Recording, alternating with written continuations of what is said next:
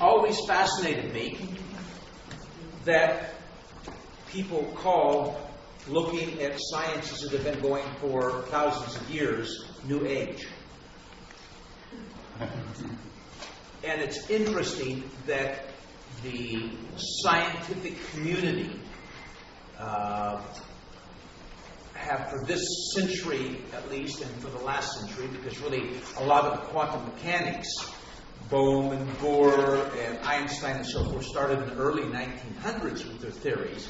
But for the last 100 years, we've been fiddling with this deeper science. And it's really hard. The problem quantum science has had such a difficult time entering the mainstream is that you can't measure it. You can't reproduce it. You can't have dependable scientific tests, because we've now learned that the act of measuring, in fact, is what causes something to happen. And there's this factor that at a certain level, you can know something. If you know its speed, you can't know its position. If you know its position, you can't know its speed. So we can't accurately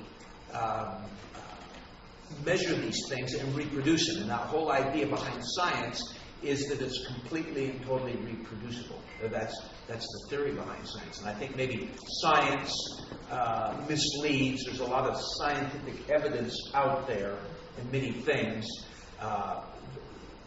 that really isn't as scientific as we would think. And that's kind of coming to light, especially with the pharmaceutical industries. We find that they nudge their studies so that they can sell some sort of prescription and claim it will do something that it doesn't do, and or it will have side effects that they say it won't have. So, but we are, and when I say we, Western civilization over the last 100 years aren't the first people that have figured out this frequency. And Mary and I, from traveling and living all over the world, the thing that I've always tried to do and found really interesting is not look at any one of the philosophies or sciences of the different countries, because the Chinese have a slightly different approach to things than the Indians, and the Indians have a slightly different approach to things than the Andeans. But there's many similarities. In fact, the root of the Andean language, which is Quechua, the root is Sanskrit.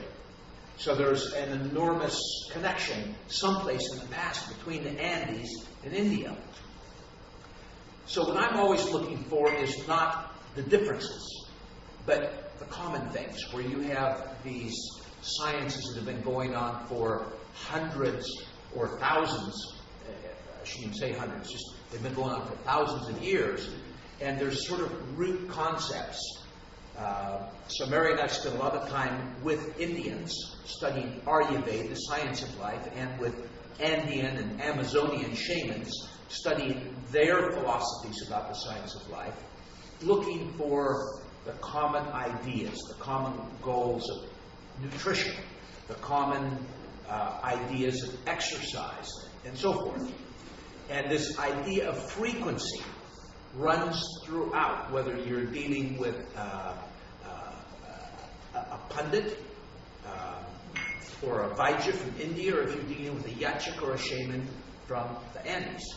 They will all have, at some stage, a concept of healing and of accomplishing things in the world by getting into an altered state of being. And an altered state of being is this time when our brain frequencies get organized so that we're not just in tune with what's going on in the room, but we're in tune with what's happening in the universe. We're tapping a deeper field of information, like Bob was talking about. And somehow, it's not just a key of tapping that field of information, it's then being able to work with that field of information. Because knowing everything doesn't mean anything if you can't do anything with the knowledge. I think they call it, can't think of it right now, where you have so much information it just jams you up. Overload. Yeah, it's not overload. There's two words that sound the same. Paralysis of analysis. Analysis paralysis, yeah. Paralysis of analysis. Perfect. So you got all this data out there, so much data out there, and you can't do a darn thing with it. Then it becomes like stuff. You know, if you got one car, you think, gosh, I'd like to have two. 2 cars might be great, but if you got 10 cars, now where are you going to put them all? Pretty soon, it's a burden rather than an asset. And too much information, then it can start to be a burden. But the ancients, both in the Andes and in India and in China, figured out how to, and in Western Europe, they figured out how to take frequencies and make them meaningful. So you had the Baroque musicians, as an example. These composers, not the musicians, but the composers, most of the Baroque composers were sponsored by some very wealthy person. And they were there for a purpose beyond just making music. They were there because these people couldn't sleep at night, or they had headaches all the time, or they had this woe, or this grief, or this problem. And the job of those musicians was to help heal those people.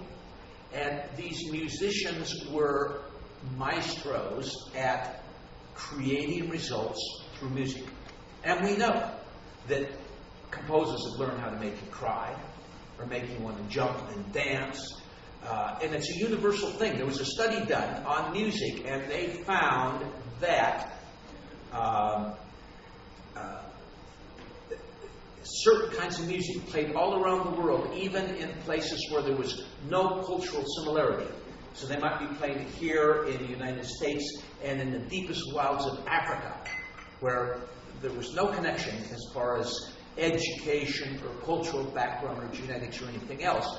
But certain music makes everybody feel happy. And other kinds of music make everybody feel sad. And other kinds of music make everybody feel tense. And of course, the people that work in the film industry and in operas and everything else, they figured that out too. So they can play a certain kind of music if you're watching a movie and the vampire's about to come into the dark room. That music that they're playing has you all ready to explode before the vampire actually jumps in. They're building that tension with music. So the Baroque masters had understood how to create these compositions that would have some sort of physical impact on people. So their headache would go away, so they'd feel happier, they wouldn't be depressed anymore, so they'd be able to sleep at night or whatever it was. In the Andes, they have specific chants and sounds that they use for specific things that you want to accomplish from a positive point of view, or as a mediation for a kind of a problem. And in India, long ago, the seers, as the story goes, figured out that certain sounds would accomplish certain things. And they discovered that these sounds would accomplish certain things at a multitude of different levels. So if you're sitting in a room with them and they play certain kinds of music, it will have an impact. But also if they think certain sounds, just like in meditation, most meditation is thinking a sound. Most of the popular meditative systems use the sense of sound. And you're thinking a mantra or you're thinking a sutra. But what the ancient Vedic scientists, if you want to use that word, discovered is that thinking certain thoughts would create certain events. That it would put energy into this informational field that Bob was talking about. So from that arose the concept of yagyas. And yagyas are at a human level what Bob is doing with the computer. And in India, the pundits start training when they're about 4 years old. They're first of all only selected from families that have been doing this for many generations. And these children are taken into these special places and they start learning to do these yagyas, these chants, think these chants each of them being different, and there's huge volumes of them that they learn. And in India, when a person has his horoscope read, he usually doesn't really care what it says. All he wants to know is if I have something good in my chart that's about to happen, how do I encourage that? And if I have something bad in my chart, how do I mitigate that? And the way they do it is by then they've discovered that whatever the imbalance is that shows up in the chart, they can resolve that imbalance or encourage the positive imbalance through having one of these pundits think or chant these particular frequencies. And they call them yagis. Now I'm going to let Chuck tell you a little bit more about that. Mary and I have used yagis for many, many years, and a wonderful friend of ours, Dr. Dixit, from India, spent many, many years with us out at the farm, and he's a pundit, and he wanted to develop a yagi center. One problem with yagis, as they were introduced to the Western world, is they were quite expensive. They didn't need to be, but there was a lot of middlemen in this system. So our foundation, the same one that we set up a business, owns a hotel, and does various things in Ecuador to help start employment, we donated some money so that some land on the Ganges River could be purchased and a yagi center could be developed. And we don't have any relationship with it other than through the friendship. We just made that as a donation, so I'm not talking about this because we have a financial relationship with it.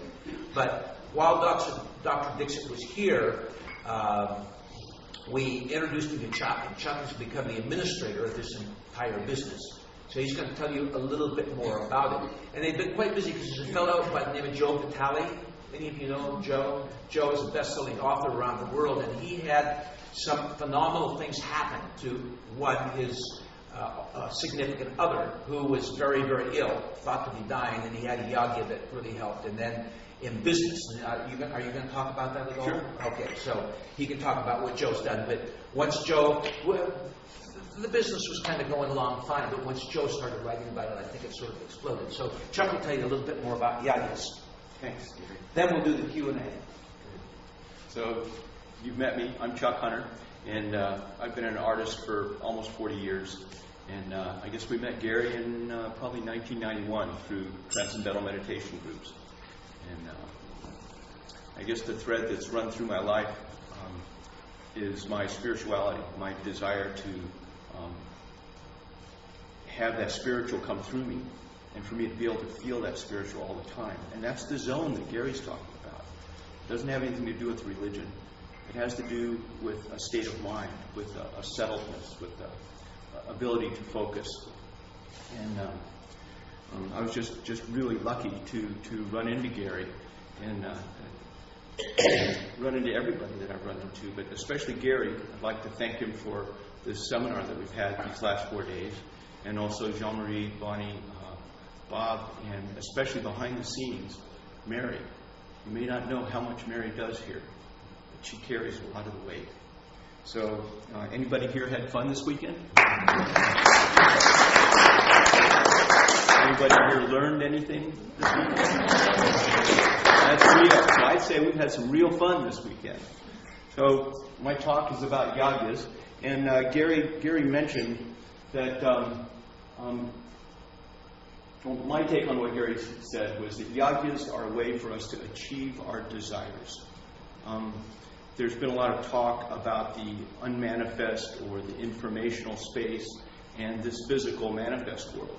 And to me, yagis are the way that a human being, that a person can contact that informational space and bring it into the physical world. My talk is called Ancient Wisdom for Successful Modern Life because the information that yagis use is at least 5,000 years old. The Vedas, essentially hymns or poems or chants, have come down to us from at least 5,000 years ago, and a little over 1,000 years ago, the rishis, the seers of those times, the intelligent people knew that we were coming into a phase of time. I guess they had that three-dimensional perspective that Bob was talking about. They knew that our world was about to become more chaotic and that people's memories wouldn't be what they were, so that people would have a lot of difficulty memorizing 100,000 verses of poetry in order for them to pass down the knowledge. So back in those days, they started giving symbols to the sounds, and that's the Sanskrit language that we see. The squiggly writing that you see in India is very similar to Sanskrit. But Gary talked about frequency, and so what is that frequency? What is my frequency? What is your frequency? And how do we develop a frequency that's more coherent? This is Pandit Dixit, who Gary was just speaking about. This was taken a few years ago, but he had a seed of an idea. I don't know how long ago, but about 14 years ago, he started manifesting. He planted that seed, began to water it, began to nurture it, and ended up on an astrological team, a Jyotish team, working for the Transcendental Movement, Transcendental Meditation Movement. And that's where Gary and Mary and I met him, was at a TM center in Florida. He subsequently came and stayed in Gary and Mary's guest house for a few days, and we had people come in and have their charts read. And it turned out that people were there, like Gary said, to reduce the negative in their lives and enhance the positive. But that really boils down to 4 desires.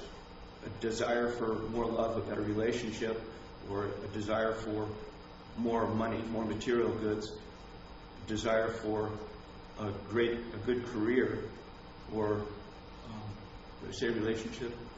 Health. Yeah. And health, right, thank you. I just had a treatment from Bob, so I'm feeling excellent health at this point.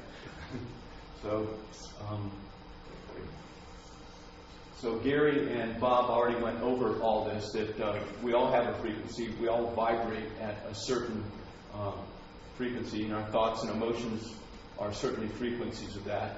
And so when we focus on our frequency, we're going to create something in this world. I mean, everybody is in this room because they're manifestors, because you're experts at realizing your desires and bringing them into this physical world. So anger is the same thing. If we attune to that frequency of anger, we become angry. And angry waves move out from us. In the same way, like I just said, if we attune to productivity, we do something, and something happens. So also if we attune to love and become love, and also become loving, then we have a choice of what we're doing. So Jyotish is Eastern astrology, and yagyas help us to focus on a frequency to manifest things. Like I said, it gives us the zone, and another term we use is it gives us the support of nature. Because what happens in a yagya are one of these pandits, or several of the pandits, will sit down and begin to focus on the force of nature, or the diva, or the angel. There are a lot of different names for this. Really, they're just a hierarchical administration, a cosmic administration that takes care of different things. One takes care of the weather. Another one takes care of prosperity. Another one takes care of the solidity of things. Another one takes care of the sun as a diva. Mercury, the planet, is a diva, in charge of communication. Venus is a diva, also in charge of prosperity and beauty. Mars is all about energy and force. And Jupiter is about expansion and business and spirituality. Saturn itself is about contraction and truth and boundaries. So we all have each of these qualities in us. But once a Jyotishi, Pandit Dixit, looks at your chart, he can say, this is the balance of these different qualities in your being. And one of the reasons you're frustrated is because you're on the wrong track going this way to fulfill this desire. If you try and fulfill another desire, then not only will this other desire be fulfilled, but a third and fourth desire will be fulfilled. So looking at your chart, he can prescribe different Vedic ceremonies that, as we call them, yagyas, that will support your desires. This is a picture inside the big yagya hall with Pandit Dixit in front of all his pandits. I have to make a confession, it never looks like this. You know, usually there's a pathway that runs right through the center of the hallway, and there's more pandits up here, and Pandit Dixit usually comes in and sits in on the big ceremonies. But typically, these pandits will be sitting here much like this, usually with a Vedic reference in front of them, and they've got a bag in their hand. Inside the bag is what's called a mala, which is a 108 bead necklace that they count the repetitions of mantras on. Now, a mantra is a sound with known beneficial effects. Let me backtrack a little bit more and get more organized here. A yagya consists of a puja and the yagya itself. The puja is a time that the pandit sits down and makes offerings of fire and food and flower and odor and sound from his throat to the specific deva. So he attracts that force of nature to the ceremony that he's doing. Once the puja is done, and he also mentions the client's name during the puja and where the client is. Once that part of the ceremony is done, then he steps away from his altar, goes back into the hall somewhere, sits down at his little table, and begins to chant a mantra to that force of nature, to that deva. So if a person was in ill health, or they wanted to have stronger health, then he would do a puja to Dhanvantari, which is the creator of Ayurveda, or perhaps to Venus or to Mars, and would attract the attention of that diva. 2 visits ago, when I was in India, I spoke with a former pandit. He had to leave town, and he was living in Delhi at that point. And he told me a little bit about what it felt like to chant these mantras. And he said it's like being in a room and sitting right next door to a really great person, because we have our frequency and the divas have their frequencies, and you can just feel it. You can feel consciousness in people, and you can also feel consciousness surrounding you and coming to you from deep within this transcendental field, deep within the informational space that Bob was talking about, and you know that you're in the presence of something really great. So Ashish, that was his name, told me how much he really missed being at the center, this yagya center. So this is a picture of the center about 5 years ago, and I wanted to have this up here to indicate that the Indian culture is one of the oldest and greatest indigenous cultures. It is a culture that had been conquered by the Muslims 500 or 600 years ago, more recently by the British, and so a lot of this depth of practice, this ancient science that they have, has been lost. But in some places, like Pandit Dixit's ashram, they've been able to maintain their practice. This is the brand new. So this right here is what's called a homa shala. You can't quite see it in the center, but there's a fire pit here, and they make offerings into the fire. I don't know if I mentioned it, but the literal translation of yagya from Sanskrit is sacrifice. So by us sacrificing our money to the pandits, and the pandit sacrificing his time and his knowledge and actually his life for the performance of yagyas, then these divas, these higher levels of cosmic administration, pay attention. They go, oh, you're sacrificing for me, you're paying me to do this, I'll come and listen to what's going on. So this is the new home shala, and this is their fire pit right here in the center. you could have fit that old thatch hut thing in one corner of this. So Pandit Dixit's ashram, the Vedic Life Foundation ashram, is growing pretty quickly now. It's a dream that Gary helped him to realize 9 years ago, to actually get property. And now they not only have this homshala, but they also have a small Shiva temple. This is Rudravishek Yagya that they're performing with Pandit Dixit right here. And each of the pandits around them are performing a mudra where they touch their head, and it just helps to concentrate their energy on chanting the mantras. The interesting thing is that these gentlemen, Gary already covered it to some extent, began learning their techniques at 4, 5, and 6 years old when they were chosen from the village. I have a friend who was reading my blog a while ago, and she said, how can they take them away from their families? And that's what's been done for thousands of years. And the young pandits, the children pandits, are allowed to play. They still get out there and play cricket and soccer and have a good time as children, besides studying Sanskrit, studying the mantras, studying the techniques. So a little more explanation.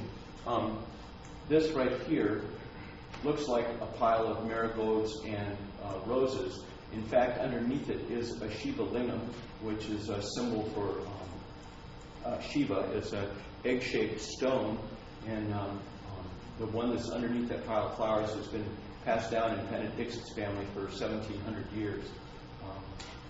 These are some of the divas, Krishna and Radha, the supreme Mr. and Mrs. of the universe. Lakshmi, goddess of prosperity. Ganesha, he's the gatekeeper. He's the Gana Isha, the Lord of the protectors. And it's interesting that that's the main deity that people come to, that people learn about when they first begin to seek Hinduism, because he is a human body and an elephant head. So when most of us Westerners look at that, we go, that's a cartoon. What's going on here? But what it is a very, very, very ancient form of information transferal. That when you see this combination of an animal and a man, you've got to know that you're not in that left brain, rational, logical space anymore. Now you have to accept the poetic space. You have to accept the artistic space, and begin to realize that communicating with these divas is a whole brain sort of a thing. So this is the outside of the that Shiva temple that we just saw the inside of. That's where the Shiva lingam is, in the center. Off to the right here is that reddish homshala. And Pandit Dixit has, is it 11 acres there, Gary? 11 or 6, I don't quite remember. I think it's 11. Yeah, it's really a wonderful place. I had never connected with the feeling of place before I went into the Yamganati's wilderness with Gary. And while we were down there, we had a really strenuous trip into the valley. And so we're all sore and we're exhausted that night, and we go to sleep. And as I'm going to sleep, I'm worried a little bit. Gee, maybe when I wake up in the morning, it's going to take me a lot to get loosened up. When I got up that next morning, I woke up, stood up, and went, where am I? How could I feel like this after such a strenuous trip? My muscles were almost not sore. I could hardly tell that I'd had a really, really strenuous day before. And that was the quality of the Yanganati's Valley, is that it was healing. It was, you got into the zone and you didn't have to do anything but be there, and you were in the zone. You were in that health zone. Pandit Dixit's compound is the same way.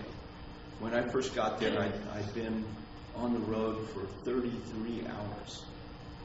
Planes and trains and 4 hours of sleep in a substandard hotel, because in New Delhi, because they didn't think that they didn't think I cared much about comfort, But so 33 hours later, I end up in this compound, and all of a sudden I'm invigorated again, and I feel like, not like I've had a cup of coffee, but a sense that all is well, that the fatigue that I had experienced is gone now, and I can do anything I want.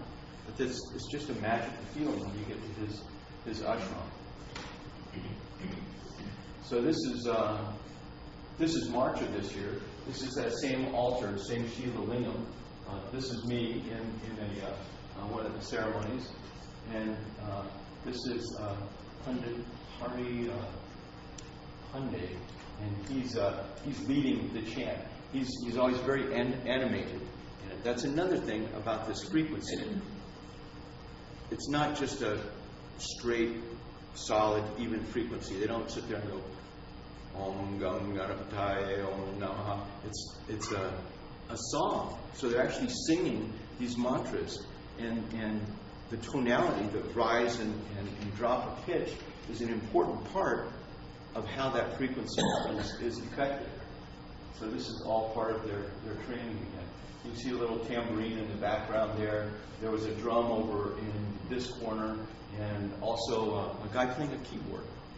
So you go, this is kind of nutty. I mean, this is not your staid, calm, tight-laced Christian ceremony.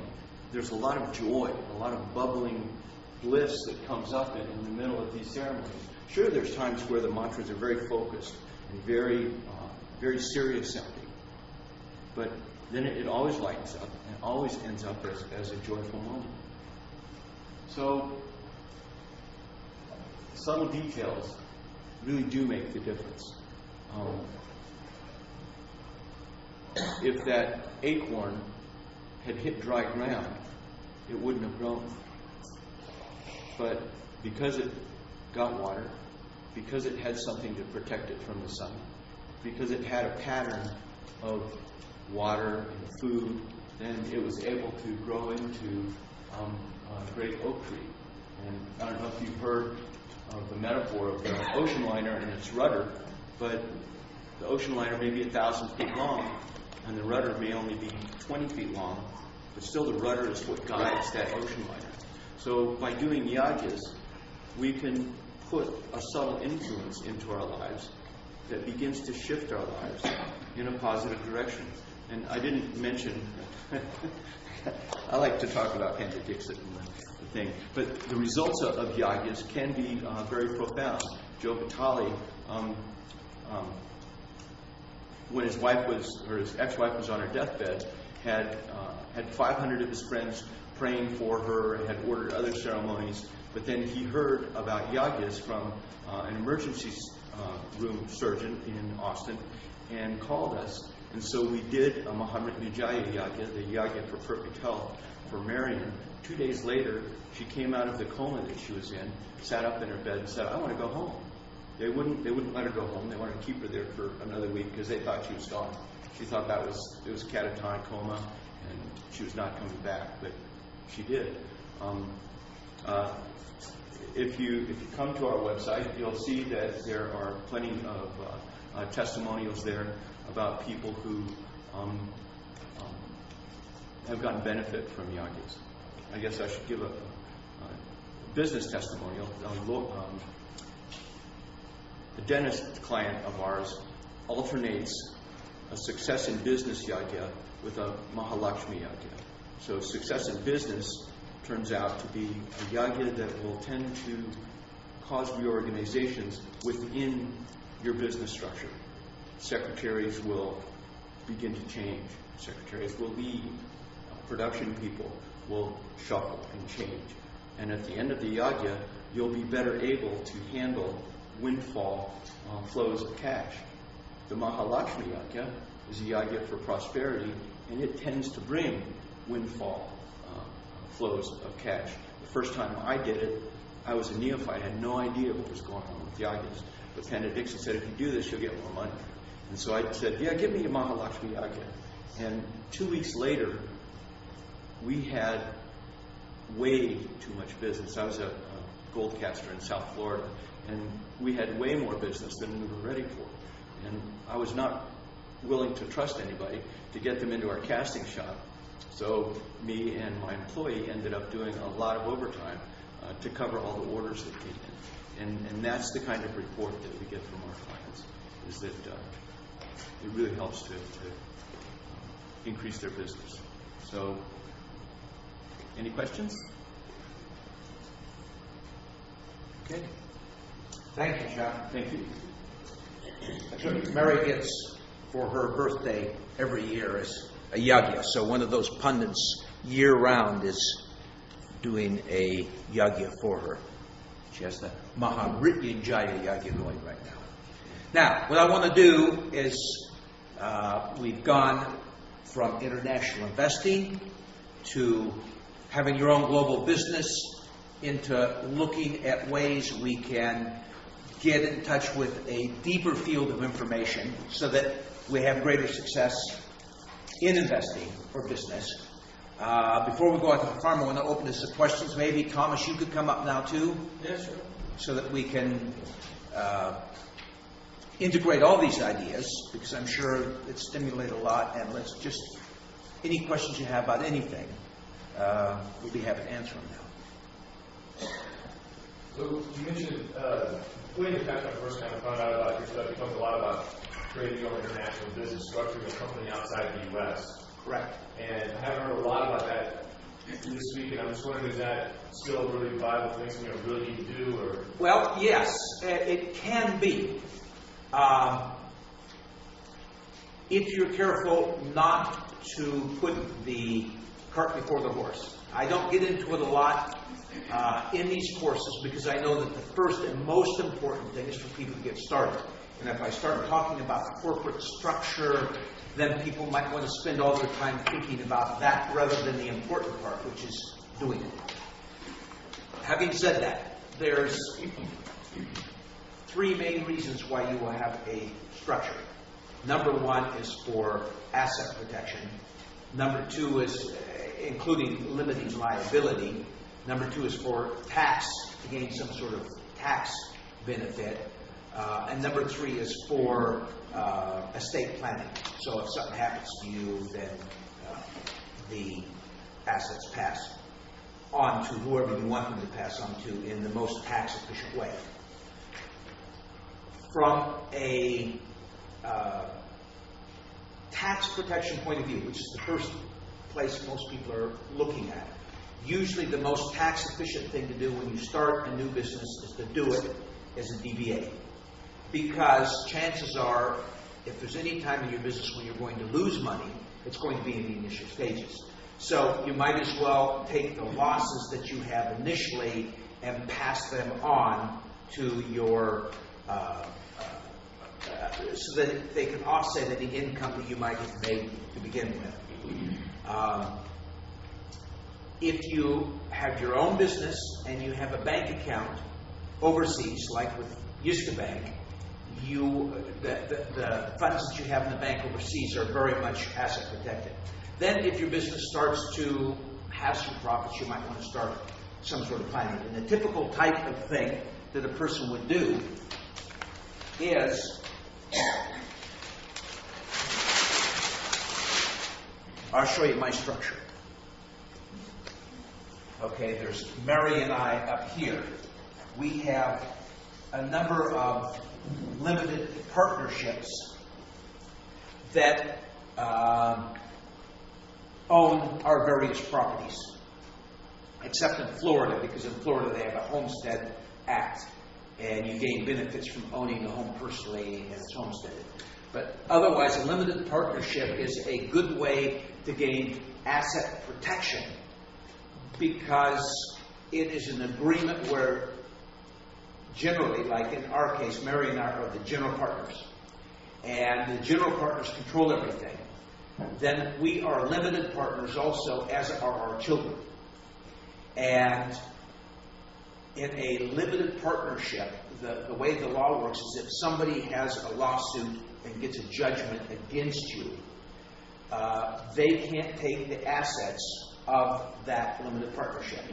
All they can get from you is what's called a charging order. So if I owe somebody some money and I have an asset in a limited partnership, they can't get that asset. But they can get a charging order against it. So if I ever get anything from that limited partnership, then I have to give it to them. But the limited partnership always has a clause in it saying that if I get a charging order against me, the partnership can't give me anything. So that means essentially the creditor would never be able to get any assets. Now, the partnership could still lend me money, which could eventually be paid off against any benefit I had there. It could do things for me. So there's still ways of getting benefits. And the real big kicker in that, the advantage of that, is that if a person gets a charging order, they now, although they can't get the assets, they now have liability to pay tax on any profits that partnership makes. So if somebody has a judgment against me, they get a charging order, they can't get any money, but if that partnership makes a profit, they have to pay income tax on my share of the profit. So who pays the tax? The creditor, the person that has the lawsuit against me. So chances are people won't get that charging order. They don't want to try and get that charging order because it gives them a liability without getting access to the asset. Then it also, so it's a great asset protection tool, number one. Number two, it is a great generational passing of wealth tool and estate planning tool, because you can now gift the limited partnership interest to your children or whoever you want at a discount. Because the theory is this: if I own a piece of real estate, it has a certain value. If 10 people each own a tenth of it through a limited partnership, the piece of property has less value because it's now encumbered by this relationship. So where the piece of property might be worth $1 million, each tenth of it now in this new relationship is only worth $70,000. So the total value of the property is only $700,000 as a limited partnership, or it's worth $1 million as a property. So you can take a piece of property, put it into a limited partnership, and then gift those units to your children or whoever you want to have at a discounted method. So if you have enough money that you're trying to give it away before you die without incurring gift tax, that's an effective way of doing it. And then it's third, an efficient vehicle for passing on wealth, because if you like in our estate planning, there's Mary and Gary here, we each have a trust that essentially says that our trust owns those shares, those limited partnership units. So if something happens to us, automatically the children become the beneficiaries in the trust, and so now the trust still has the shares, but they have access to it without any probate. Then for our business, over here we have a Florida corporation. And that Florida corporation has a bank account at JGAM, and Gary and Mary have a corporate account at JGAM. So we've over here now gained kind of double protection. If we make a mistake in our business to create some sort of liability, it doesn't necessarily pass back to us. It might still, because we're directors of this corporation. If we do something really bad, people will sue the corporation and the directors of the corporation personally. But there's a certain degree of limited liability there. If there was a judgment against this corporation, if somebody wanted to get at the assets that are at JGAM, they would have to go to Denmark, unless I voluntarily brought the money back. They'd have to go to Denmark and file their lawsuit and prove there the same thing that they proved in the United States. So far, that's never happened. JGAM has never had an American with a bank account where somebody's been able to come in via a lawsuit and take their money. And then we also, here in the Florida Corporation, have a defined benefit pension, and that has its own asset protection under the pension laws, but then on top of that, it has its assets at JGAM also.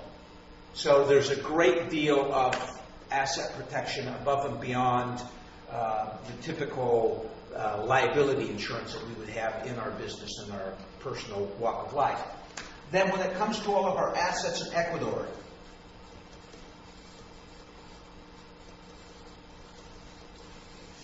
get kind of tricky because Mary and I have trusts, we have wills. They're called mop-up wills that will take care of all the little things that aren't in the trust. Saying, well, you know, my son gets the guns, and this daughter gets that, and this daughter gets, she's always loved the car, and this daughter's always loved sons. So the little bits and pieces. And you want to have a will in there, and you want to have probate, because probate sets a time limit. It ends potential liability to the estate. But you want that to be minimal and easy and efficient. But down here, if I wanted to, if I own assets personally, I'd want to go down and have another will done in Ecuador that followed Ecuadorian law. Now, Ecuadorian law, as a general rule, will honor a American or Canadian or British or any other will, as long as it's not contested. Under Ecuadorian law, if you pass, immediately half goes to the wife and half goes to the kids.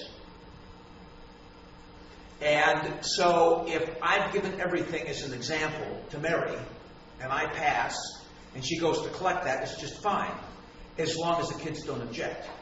But if the kids came back and said, no, we object, we want half, then my will wouldn't be any good in Ecuador. So what we've done is set up in the middle a Panama corporation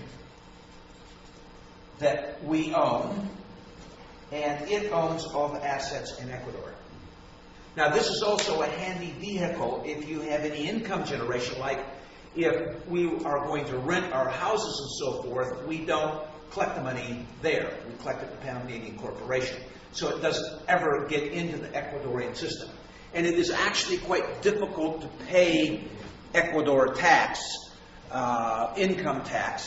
I think we discussed that before. But this would make it even more difficult. But this is as much for estate planning and ease of ownership as it is for from a tax point of view. It's not the tax consequences in Ecuador are so minimal. It's generally not worth using a corporation for it unless you have quite a large volume business. Then you may want to do that. Large hotels tend to do it. Large travel agencies, tour businesses, and so forth will do that. They'll have a middle company that's collecting the money, taking out a commission, and then paying the balance.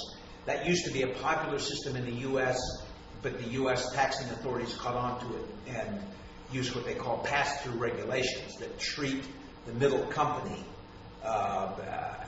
as an alter ego to the individual. So this is a few of the kinds of things that you can do as your system and your structure evolves. But when you're just starting off, it's really best usually to keep it simple. Keep it, unless you have some sort of high liability business, then you may want to incorporate. But even then, you may, in the initial stages, want an S chapter corporation, or now the attorneys are much more using a limited liability, what they call LLC, limited liability company. But the idea is that the tax loss in the initial stages passes through to the individual to offset other forms of income tax. So it really depends on what you do. So this planning can come, but I like to see people do it after the fact rather than before the fact, because my experience has shown that people spend way too much time, way too much money. They divert their energy. So what we're talking about here in these courses, you're getting lots of information. And you're not going to have to apply energy to turn that into some form of reality that's going to help you accomplish what you want to accomplish. And if you put too much of your energy, which is both your time, your thought, your efforts, and your money, into structure rather than business, you don't get your energy into the places where it should be. And I'd much rather you make a whole bunch of money and have a tax problem than have a perfect tax vehicle or corporate vehicle and no business. And I see more of that than I see of that. So, and the tax rules and regulations change so quickly that what you do today, then you build your business and the stuff will work anyhow. When you do get around to doing it, I use always what I call the 5-year rule.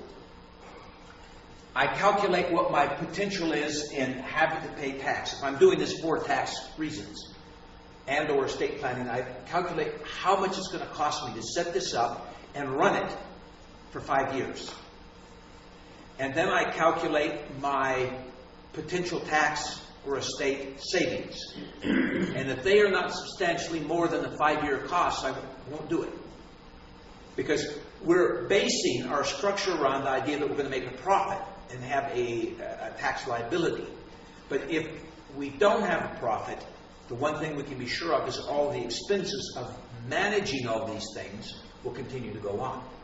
Because that structure costs me a few $1,000s a year to operate.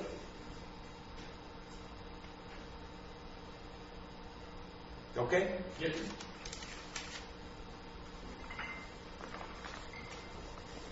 And yeah, there's one other thing. Thomas will love you for opening a personal account rather than a corporate account. Oh, yeah. Because the paperwork becomes much more complicated. Also, by the way, the reason I like Panamanian corporations is they're very similar to American corporations, easy and efficiently formed, and reasonably inexpensive, but they're also in Spanish and English, because the Panamanians work in both languages. So it makes it easy for most of us that aren't all that adept in Spanish, or not at all. But it also makes them easier to work in Ecuador because of the Spanish element. But when you get that corporation, you have to have it epistled. Anytime you do anything with a corporate structure in Ecuador, you have to get it epistled, which is a 2-step notarization. You first of all have to get documents notarized, then you have to get the Secretary of State to notarize the notarizer.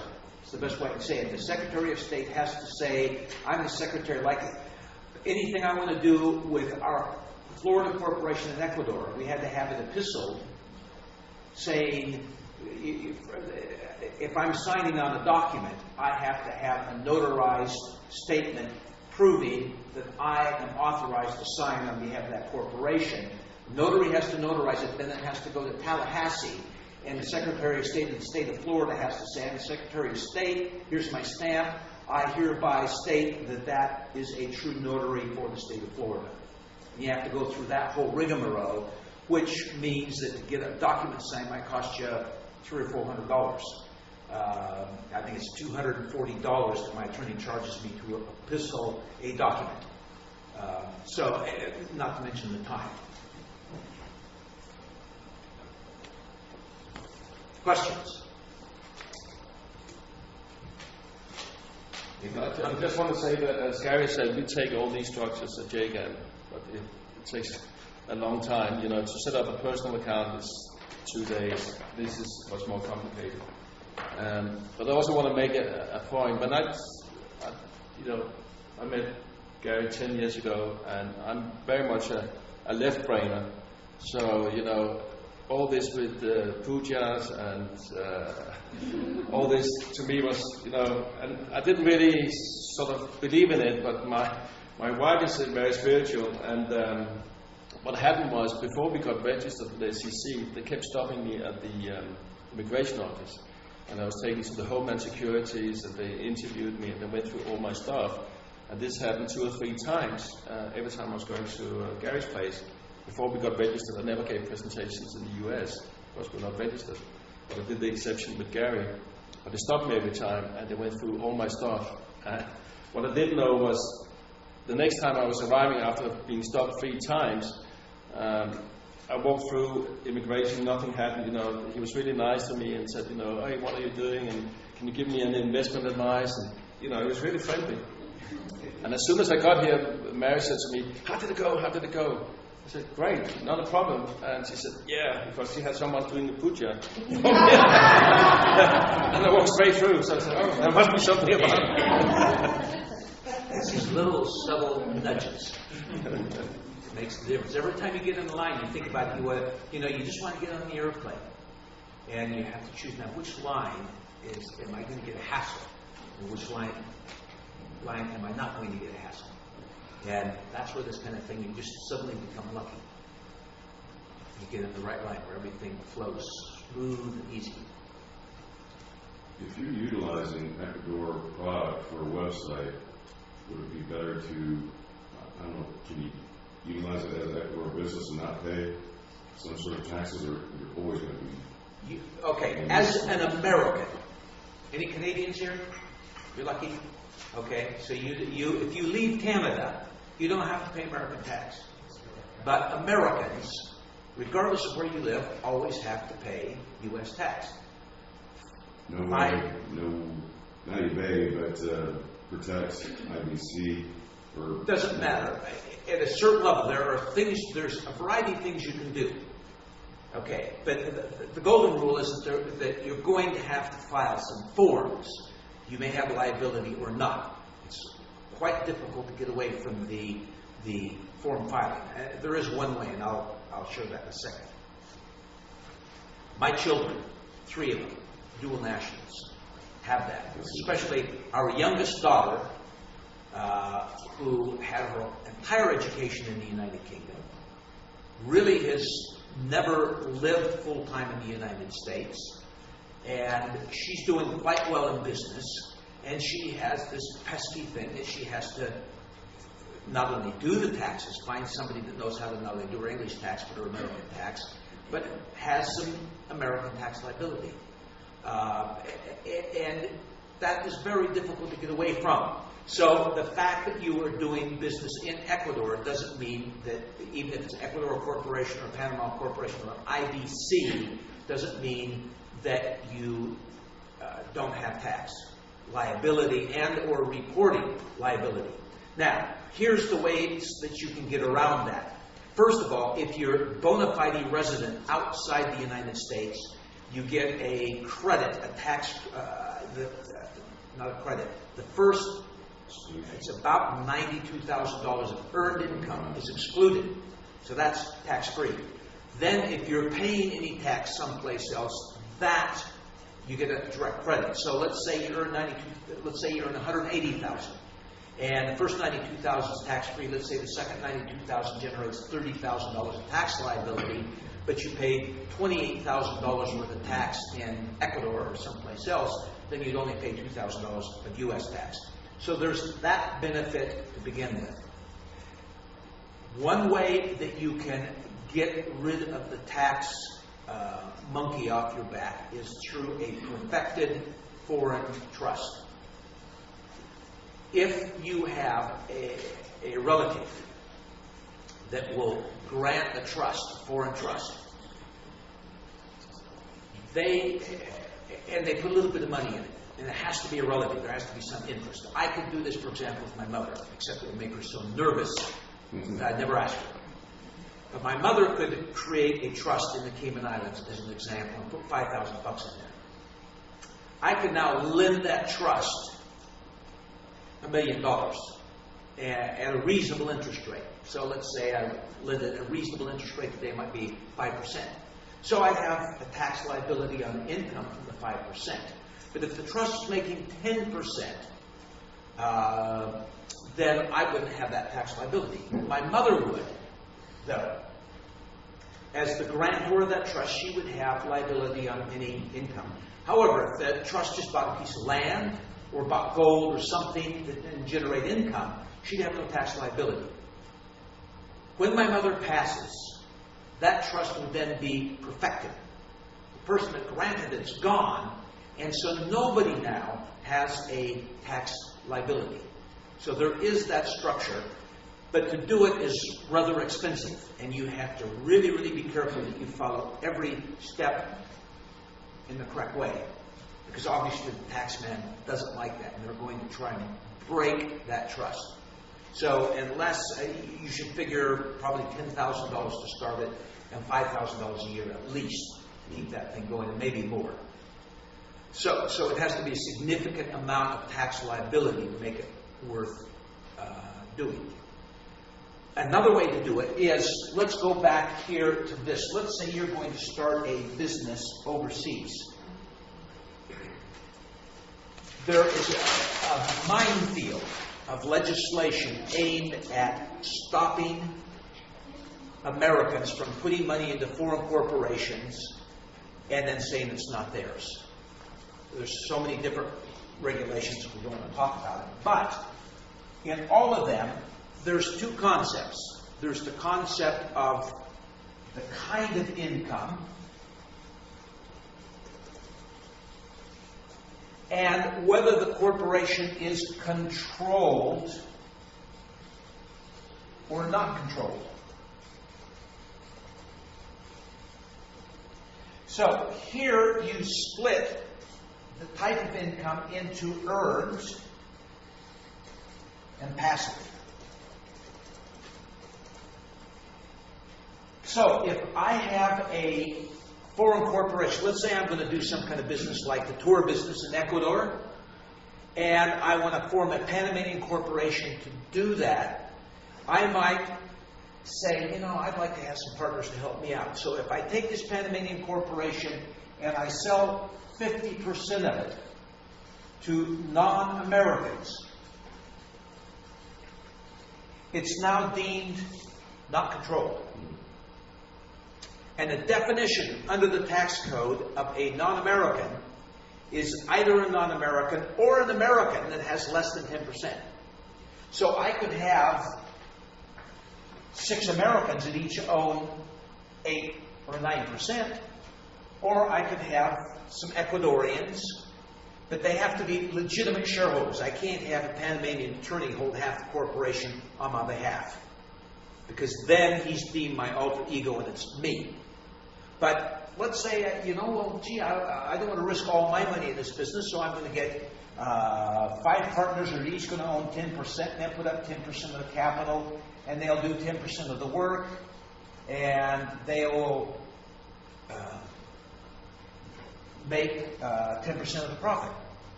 Now, this is non-controlled corporation, foreign corporation, doing business, and this must be all business outside the USA. So I've got all these people outside the USA. As my partners, all the businesses outside the USA. That corporation has no U.S. tax liability. That corporation doesn't even have to report its income or its activity to the U.S. It has no interface with the IRS whatsoever.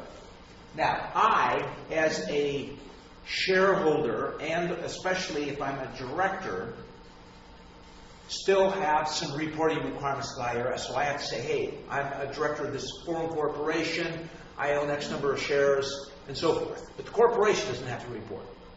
Just me. I have to provide information. I have no tax liability unless I get a benefit. If I get a salary, then I have to report that, and that would go into my income. If I get a dividend, I'd have to report that. So that's one way, if you have a legitimate business enterprise overseas, of deferring income, because you can own this and not get paid. Let the dividends, let the profits build up within that corporation. So if you're doing business in Ecuador, you're living in America, and this is a Panamanian corporation, you let all your profits build up in Panama. So it is a way of deferring tax. And for many, many years, the name of the game in tax avoidance, as far as the United States is concerned, is not avoidance but deferral. They're always, keep deferring as long as you can. They're eventually going to get you. You die. On your first example with bona fide, what's the qualifications of being bona fide? Bona fide is one of two things. One, you have been out of the U.S. I think it's like 17 months of the last 18. The other is you are living in a place and you are under the tax jurisdiction of another country. To do that, you would have to be an immigrant in that country? No, not necessarily. You could be just living there and working there. And not, you would normally be a resident, yes, but you wouldn't necessarily be there. You could be there less than 18 months, but to be bona fide, one is there is a time. If you're out for a certain period of time, then you have the residence. The bona fide that they would look at, argue, let's say you've only been in a place for 10 months, but you really live there, you really moved there. They would look at where are your children going to school, where do you have your bank accounts, where are you registered to vote, where do you go to church, where are you a member of clubs. Let's say bona fide thing. Look at it. Just like in the state of Florida, our property in Florida all has agricultural exemption. And there are certain rules and regulations, but the bottom line comes down to they walk up, look, where's the crop? What is the crop? What is the farming activity to get this agricultural exemption? Is it a bona fide agricultural operation? So Gary, what do you think about the extreme solution of basically for America to renunciate their citizenship?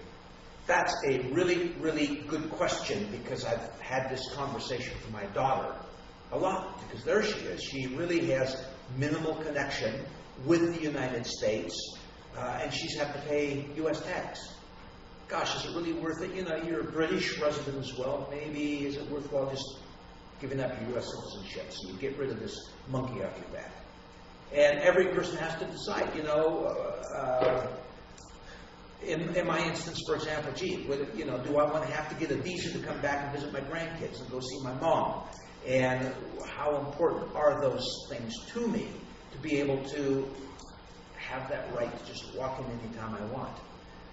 So that's a question every person. How important is it to be able to come back in here with unfettered access? That's really the question you have to ask. Where does your life move beyond the money that you're paying for taxes?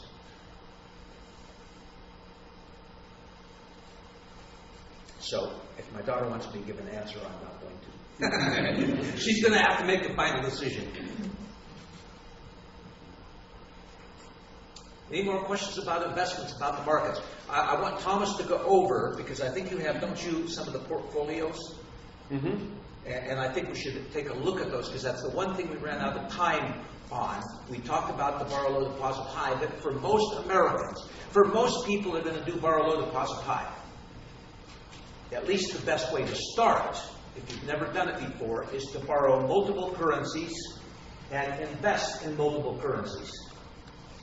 And for most people, the best way to do it is to borrow multiple currencies and let your investment manager decide which currencies for you to invest in. Because they've been doing it for many, many years, one.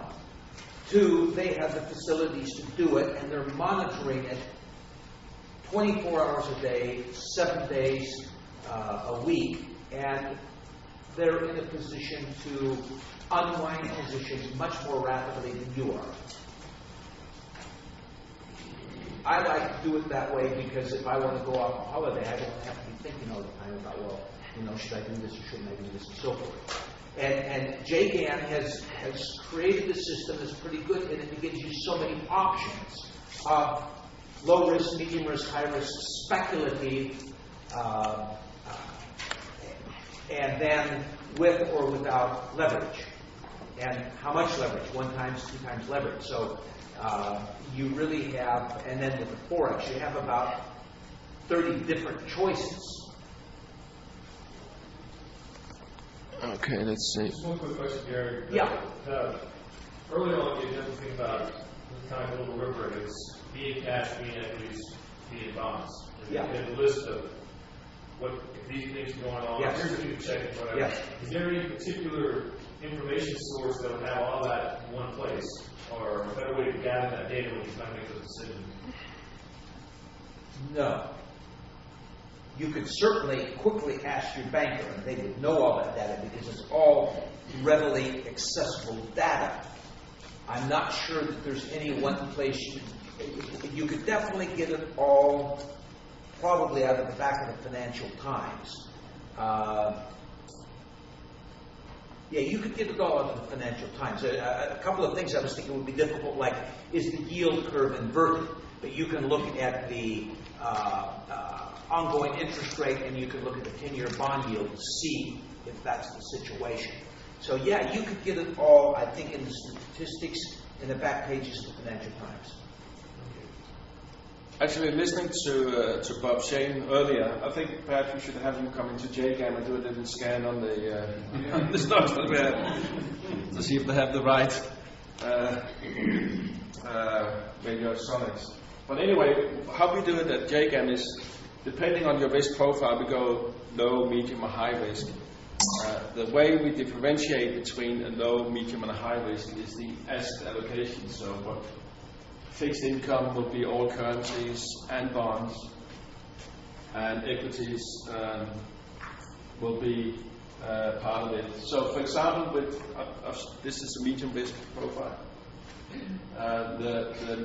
The neutral position would be 50% in bonds or fixed income and 50% in equities.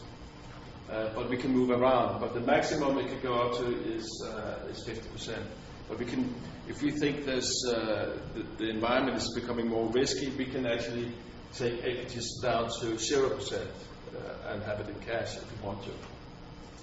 So we are actually using a currency sandwich, as Gary is calling it. Actually, when we in the bank, to have the leverage, we call it invest loan, and nobody really understood it. And we internally in the bank we call it the currency sandwich because we think Gary's term is a much better term than invest loan. But basically, what we do, because all our clients are US dollar based, and we're all Americans, we only serve Americans. We will always have some US dollars because if you were 100% out of dollars and a dollar went up, our portfolios would take, disproportionate hit. So we always try to take a little bit of dollars. Here you can see 8, 4, 4. That's 12. That's 22% in dollars. But we've chosen China Mobile, EIB, European Investment Bank. E.ON is a German utility company. So we do different investments in dollars, and then we have, you mentioned yesterday, Bombardier, which is a Canadian company, issued a bond in euros. And we have Gas Capital, which is the gas producer in Russia. Brazilian Republic, a sovereign debt bond. And then we have Canadian dollars and Mexican pesos in our portfolios. And why we have Canada is, you can see we have 5% Canadian dollars because we think against the US dollar, the Canadian dollar will appreciate as long as commodity currencies commodities are going up, that will be a benefit for the Canadian dollar. And we think actually that the Canadian dollar will go below parity with the US. Mexico, we had it because the Mexican pesos took a big hit in 2008 and 2009, like all other emerging currencies, but they never came back in the same extent that the other emerging market currencies did. So that's why we have Mexico. So 43% in the medium risk in bonds. Let's see if we can get that down a little bit. And the equities, we don't do individual research. We look at on the macro level and say, okay, we want to have here you can see we have 46% in equities. We want different equities, but we don't actually ourselves and Jay can go in and look at research on each individual company. We use external resources, BCA, Morgan Stanley, Jyske Bank, and we then you can actually, if you want to, you can have a report on each individual company, which we have. So we basically, you can see here, we have 3 Swiss companies. Nestle is the food producer, Novartis is a pharmaceutical company. In Denmark, of course, we have to have Carlsberg, the beer brewery. We love beers. And actually, it is one of the biggest, I think it's the biggest beer seller in Russia. So actually, the share is up about, I think it's 60% this year. Neurosurge is a biotech company. Novo Nordisk, the insulin producer in Denmark. So 3 Danish companies. The Danish stock market is actually the best performing stock market in the world in 2010. It's up about 25%. Europe, we have Siemens, which is infrastructure play. China Mobile is the biggest mobile company in the world. Sony in Japan, Toshiba. ABB Infrastructure, again, Gazprom, oil producer in Russia. Teva Pharmaceuticals is an Israeli company. The stock is issued in dollars, but they do generic medicine. So, whenever a patent is run out, they'll produce it. And we think with the Medicare, that would really be added bonus to this company. And then we have a Far East without Japan. So you can see we have a lot of different investments, and not the largest one is Carlsberg. In shares up here it was Brazil, and that's basically how we do it. If we go into high risk, we will have up to 80% in equities and only 20% in fixed income. And some of the stocks in the high risk will be more risky. It will be riskier. It could be small cap, medium cap. Whereas in the medium and low risk, you can see that they're all big cap companies. So we differentiate between the asset allocation, but we also differentiate between the underlying stocks and bonds, depending on the risk profile. What's the average yield on that, on medium risk? This year, this portfolio is up about 7%. Last year it was up 25%. So basically what we do at the investment committee is we look at the asset allocation, and then we look at each individual bond and stock and look, okay, should we take a loss, should we take a profit, should we keep it, why do we keep it, and we log all that information which is available on the website. We don't actually publish our portfolios on the website, but the underlying decision making and the asset allocation is available on the website. So, you know, we talked about Carlsberg, should we take the profits, 65-70% this year, but we keep it. It looks as if it will continue to go up. But we actually watch these stocks and bonds on a permanent basis. And with the Canadian and the Mexican, every time we use currencies, we use a stop loss. We put a stop, when we took the Canadian position, we sold dollar Canada at 106, put a stop loss at 111, and it's currently trading at 101, so it's gone our direction, but we know where our stop is. We will probably, if it hits parity 1, we'll move the stop loss from 111 to 102, 103, so we now know that regardless what happens, we'll take a profit on the position. And you can do that with currencies because it's traded 24 hours a day. You can't do it on... We tried it on the stocks and it doesn't work out. We have what we call mental stops. We look at it and say, okay, should we take a loss, should we take a profit, and we do it. But with stock markets, you know, we used to have, I think Vestas is in our high-risk portfolio, the windmill manufacturer. And that stock, a couple of months ago, dropped 35% in one day. So if you had a stop loss, let's say 10% below where we bought it, we would have been taken out 35% below, because the stock actually just dropped 35%. That opened up 35% lower. And that's why we can't really use stops on negatives. Thomas? Yeah. Now on this, the minimum is 100,000 or is it 200,000?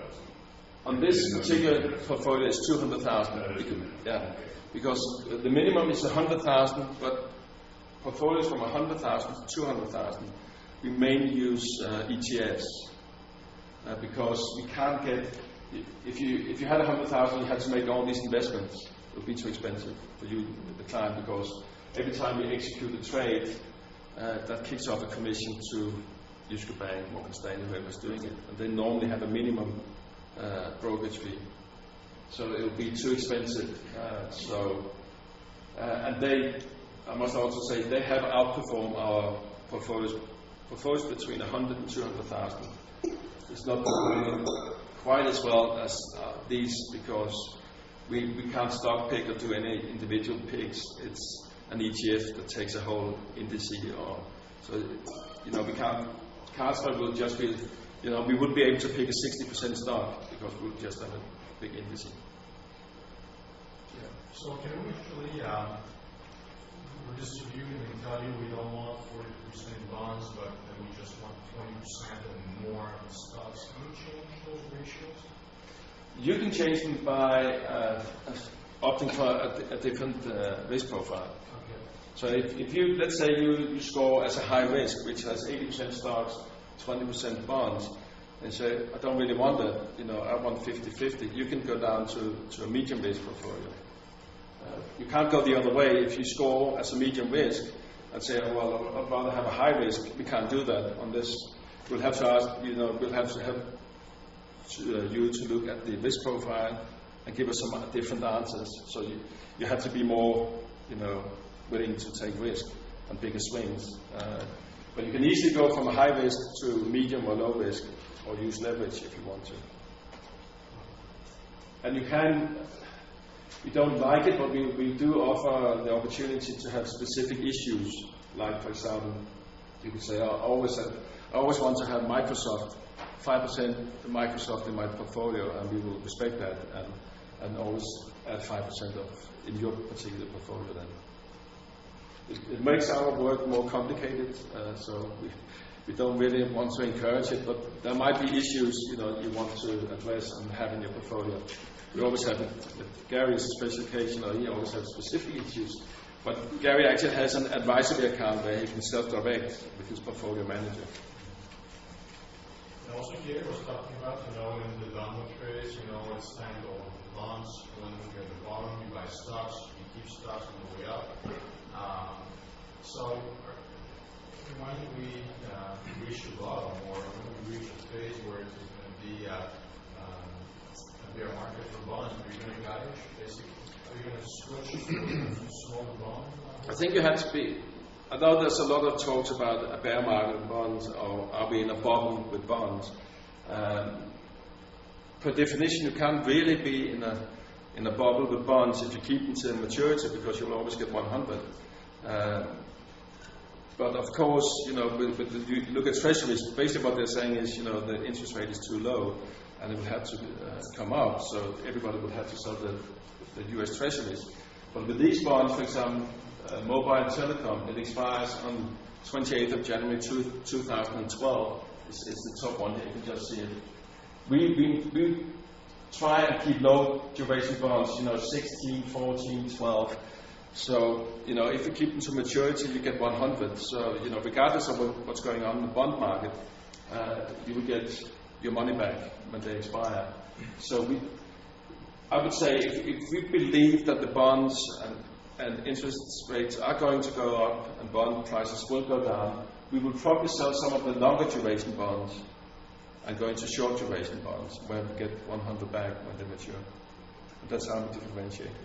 One way you could deal with this, and correct me if I'm incorrect, first of all, as the economic cycle alters, they're going to be altering their percentage within the low, medium, and high risk models. So if they feel, as an example, that the economy is moving into recovery and there's going to be rising interest rates, they would be doing, as Thomas said, shortening the duration of the bonds, and they might be increasing the amount of equities and reducing the amount of bonds within the parameters of high, low, or medium.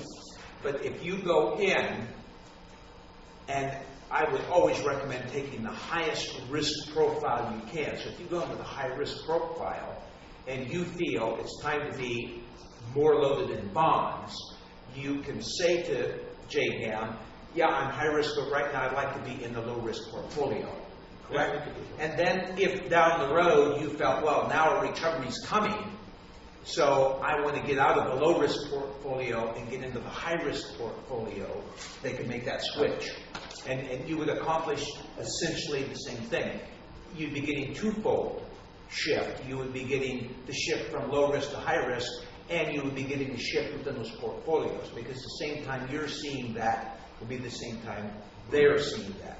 The downside to that strategy is, of course, if you want to go from, let's say, medium to low, we will have to execute all those trades and put you into a low risk and buy all those portfolios.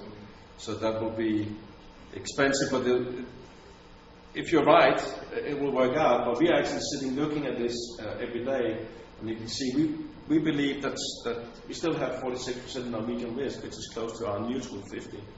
It's because we think we are actually in a sweet spot for equities with the low interest rates, but we didn't believe in that the growth would be there straight away, so they are what we'll call defensive stocks, most of them. It will be Carlsberg, you still drink beers, whatever is happening. China Mobile, you still speak on your mobile phone. Infrastructure, gas, and pharmaceuticals, which are cash-rich companies. If we see the growth coming back, we might take some more different sectors and different stocks where you have top line, growth and companies actually selling more and doing more business. So we'll change that within the portfolio as the environment changes. My experience is that the JGAM is usually more sensitive to that than the customer is. But if you happen to be more sensitive, then you could use those approaches to it. Of course, as a Canadian, you can't do that anyhow. You have to go with... No, we're permanent resident here. Oh, you are? Okay. We're screwed. Oh, okay. Let's not sound over. Sorry, that was... When do you think that this recession we're in will bottom out? Well, I'm normally a very optimistic guy, but this, I have this feeling that the worst is not over yet, actually. I think we will not see the recession. We're out of a recession, but I don't think the environment in the U.S. is going to change until you see unemployment rates coming down. And I think that could be a long time, because a lot of the employed, there's a lot of part-time employees, and if the economy starts to go up again, a lot of those will probably just swap from being part-time to full-time. So I think it could be a long time before we actually see unemployment rates come down. And until you see the unemployment rate comes down, I don't think you're going to see any big growth. What can keep the dollar propped up in this situation? What could keep the dollar propped up? Yeah. Nothing. It's, Are we heading for a Zimbabwe dollar? No, I don't. No, I don't believe that. I actually went to the seminar in Washington D.C. and the guys are also currency traders and gold traders, and they gave out a $10 trillion banknote from Zimbabwe to each delegate, and you couldn't even buy a packet of gum for it in Zimbabwe. I don't think that's going to happen, but it's at the moment. I mean, we're talking about wars before. Your government basically wants a low currency. The only thing they have to hope for, and everybody has to hope for, is it doesn't spiral out of control, that it weakens too quickly, because then suddenly it will become a crisis, and that will be bad for the economy as well. But I don't see the dollar sort of tanking, but I think, with the deficits you're having, I think the dollar will be on a gradual decline. Do you know how much of Morgan Stanley assets are in foreign currencies? I don't actually know. I don't know. But, Goldman Sachs or the large banks? Goldman Sachs probably has a lot. I think the large banks are putting a lot of their assets in foreign currencies in anticipation of this potential semi-Zimbabwe time. They do currency trading, and they might be offshore. But if as an American, if it's a gradual,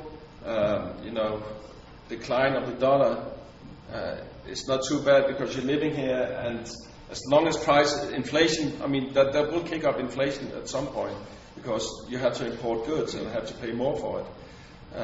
But it is good for your export, and that's what they want. I think we can depend on inflation everywhere, because the U.S., one of the things we've exported is this concept of fractional reserve banking and government borrowing and intervention in the private sector, big time. So where before the Germans didn't do that, the Japanese didn't do that, they both are doing that a lot. So you're going to have global inflation, because there's two elements here: parity and inflation. So you can put all your money in yen, or you can put all your money in Swiss francs, you put all your money in euro, and even if the dollar drops, those currencies will still lose purchasing parity. Now, having said that, although the U.S. is not as important today, it doesn't have as big a percentage of the global economy as it had 10 or 20 years ago. It still has a huge represents a huge part of the economy. It's expected in the next decade that 70% of the global growth will come in emerging markets. So both Europe, Japan, and the United States will become smaller parts of the global economy, so that their currencies will become less important. Because when you get to the bottom line, currency parity is affected a lot by trade, by commerce. If you want to buy anything from the United States, you eventually have to come up with the U.S. dollar. Unless you, and vice versa, if you want to buy anything in Japan, you have to come up with a Japanese yen. So those current account movements that could have an impact will cause the dollar to slowly lose power against other currencies. As fewer people invest in the United States and invest in Brazil and China and Vietnam and Poland instead of in the U.S., because there's more growth there, then that will reduce the current account in the United States. Americans will tend, as those prices go up, spend more money in the United States and keep it within the national economy. We need to realize that imports only represent still a minority of our expenditures. Even though we buy a lot of stuff from overseas, we still spend more money on American goods than we do on goods from overseas. So that violent drop of the U.S. dollar would only come if there's a panic. And if there is a panic and there's a violent drop, it will almost certainly oversell. And that will then be the time that you want to start buying U.S. dollars, investing in dollars, or speculating in U.S. dollars.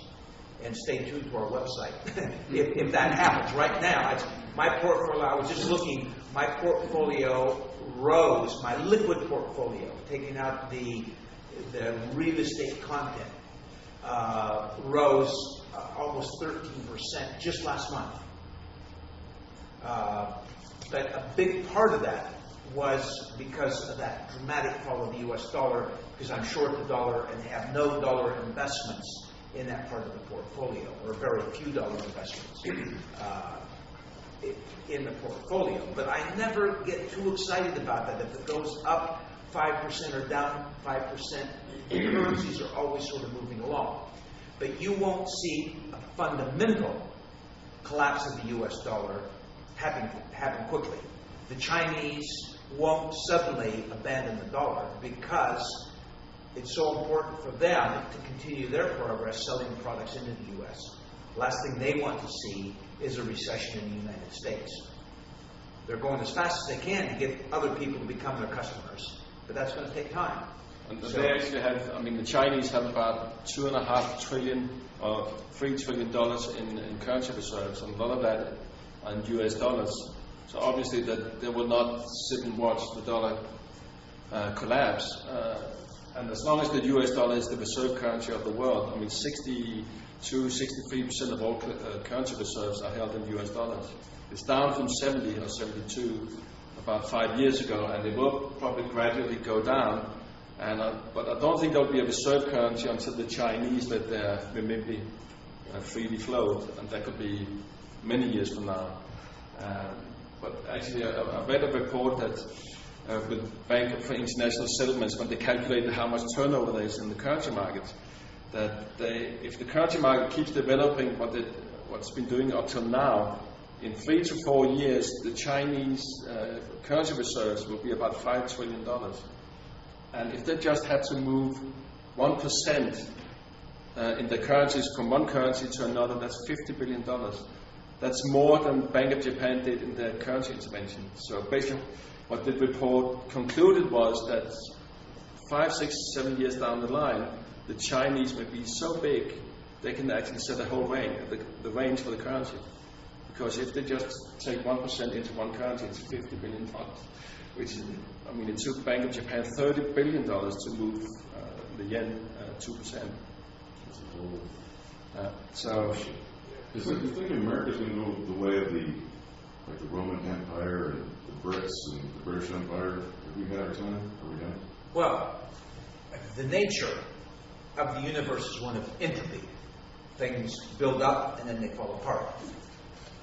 So from that point of view, yeah, it'd be nice if it takes as long for the American Empire to disintegrate as the Roman Empire, because it was like a 2,000-year process.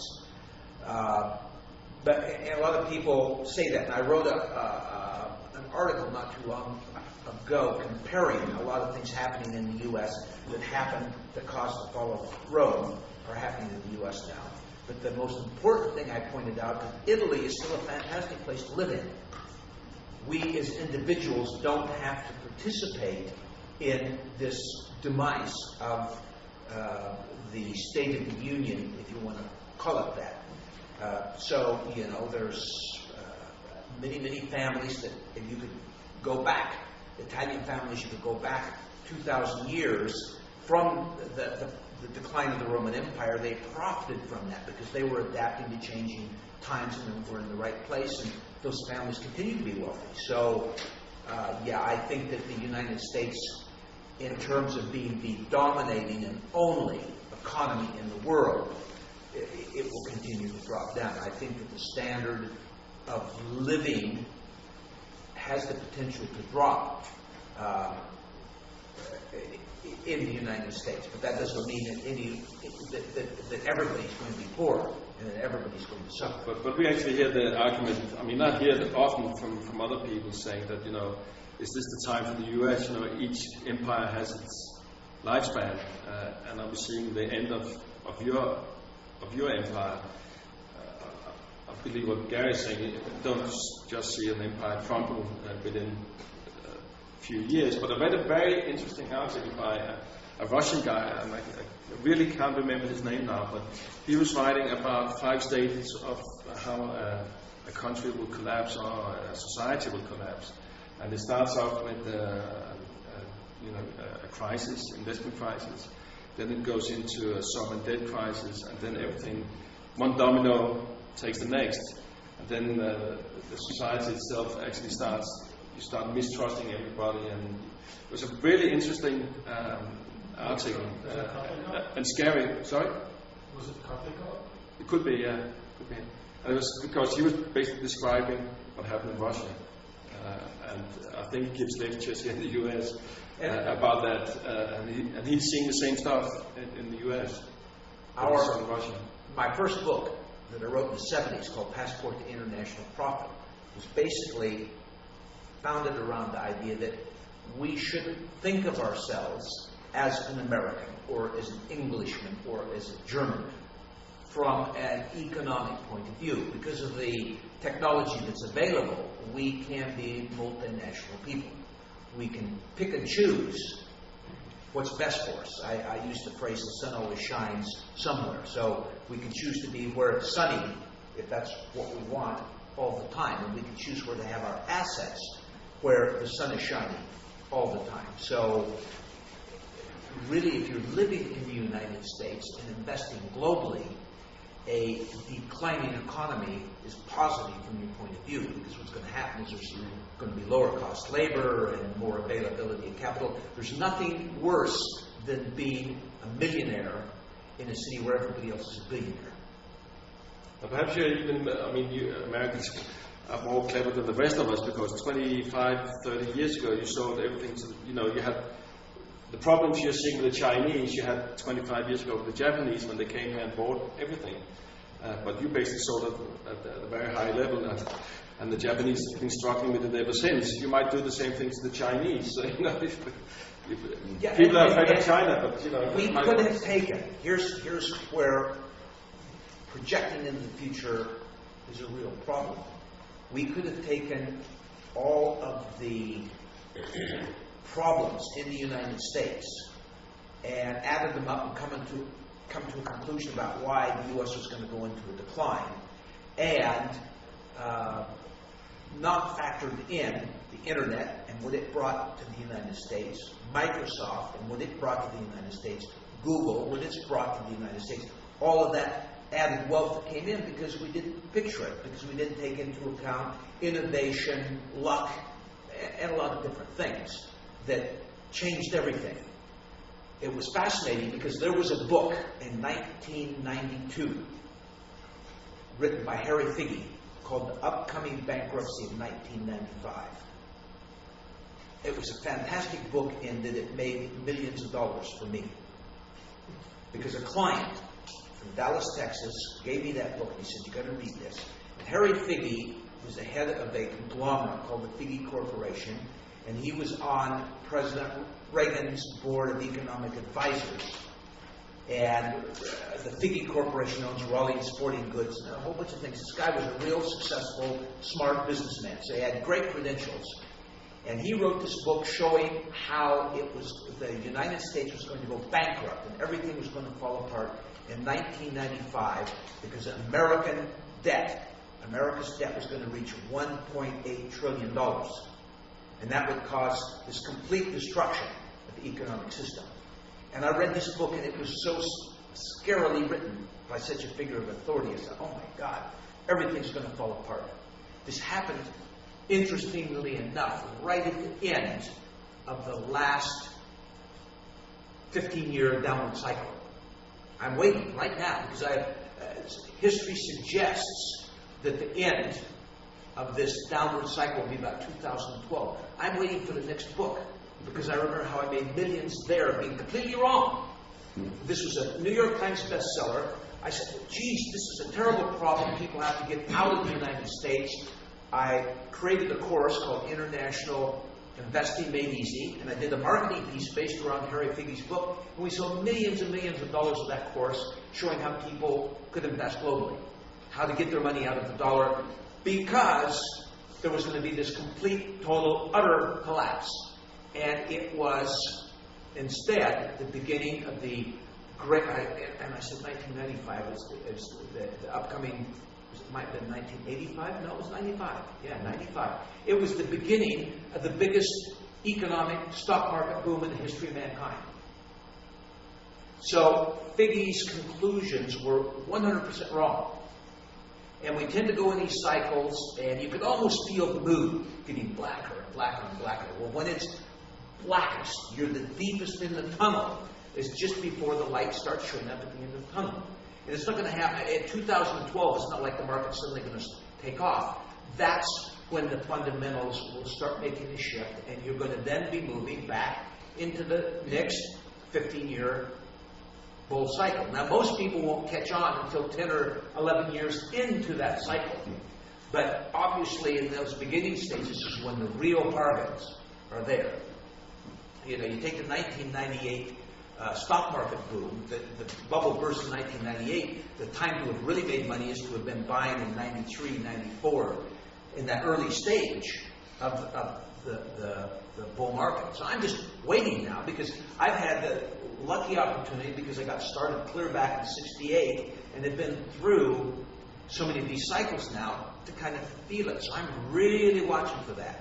And so you watch, if you suddenly see me send out a report saying the world's coming to an end and look at how everything's going to crash, you know it's just about to get really good. And it actually proves that, you know, as a human being, bad news sells better than good news. And, you know, that's why in the newspapers... And it will be a great dilemma for me because at this time around, last time around, I really thought the crisis was coming. This time around, I will know better. I will know that a crisis marketing piece will sell, but I will feel bad using that because I don't really believe it. So I'm doomed. Do I want to be rich or do I want to be honest? Okay, any other questions before we go out to the farm and enjoy lunch? Yeah. Gary, did I understand yesterday you said that if we send you an email, we'll be getting your newsletter?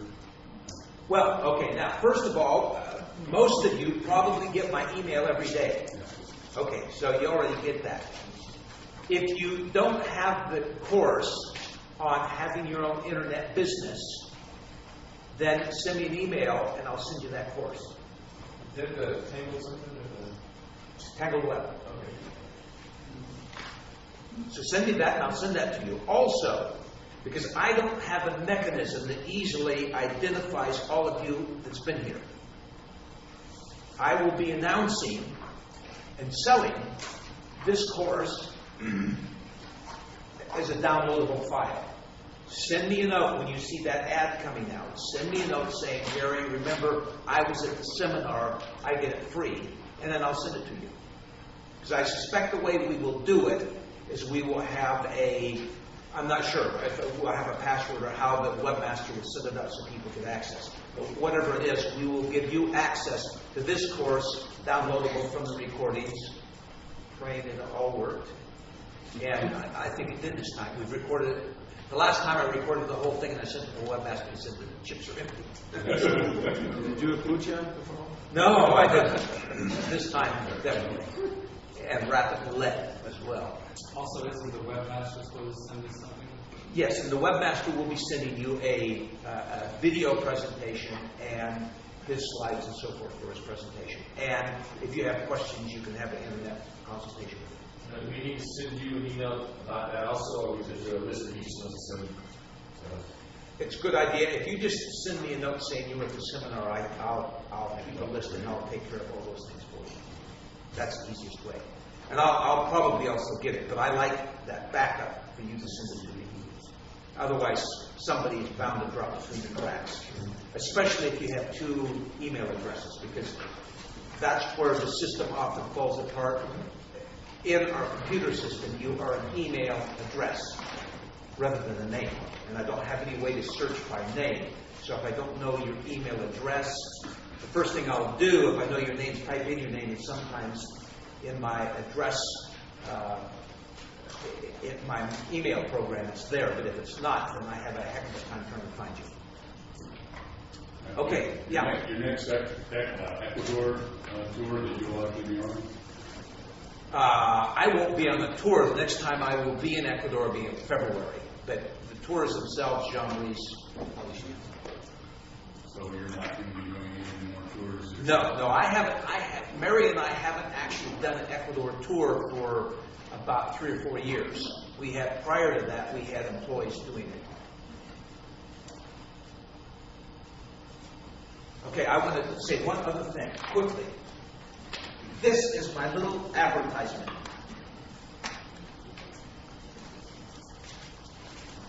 If I've got my book here.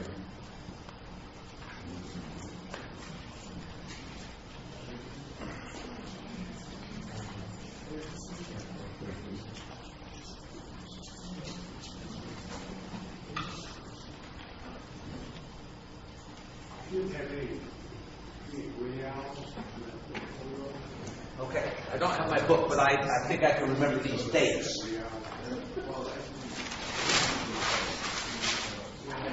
We will have November 4 to 7, Super Thinking plus Spanish course. Now, Super Thinking plus Spanish, it helps you learn how to speak Spanish in 4 days, but it gets into much more detail about the Baroque music and the theanine and the meditation and the brainwaves and so forth.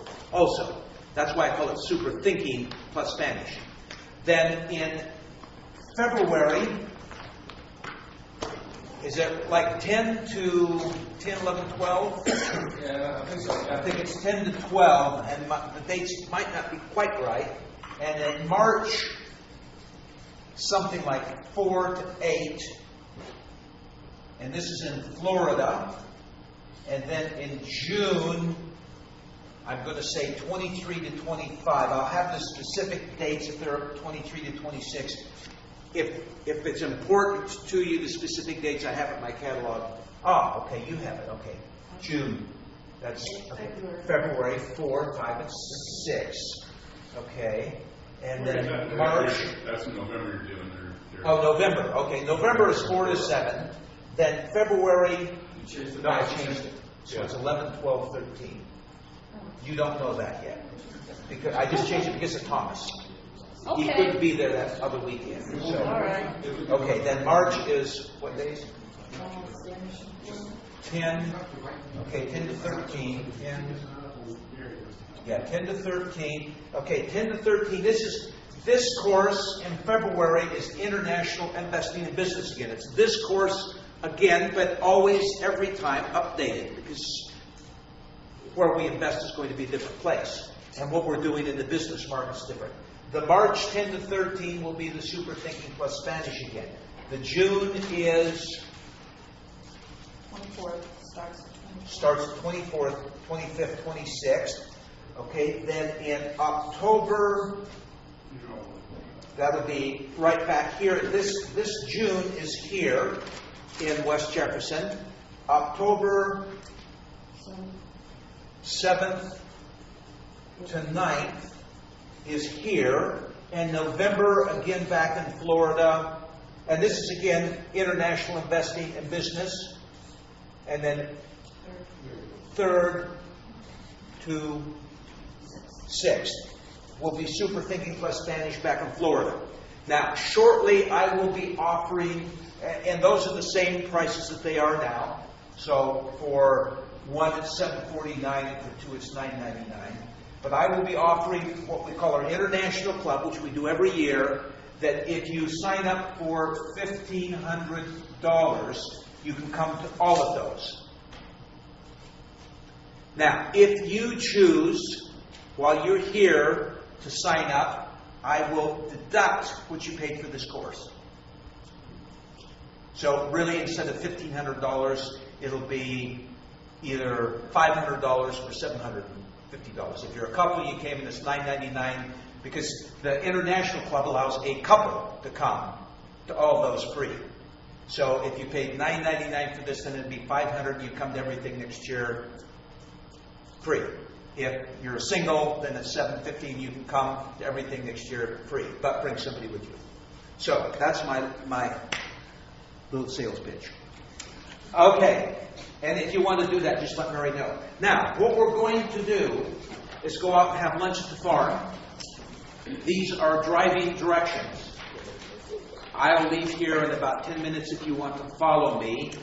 Bonnie is coming a little bit later if you want to follow her. But here are driving directions also if you want to come on your own. This makes going to the winery last night easy. They say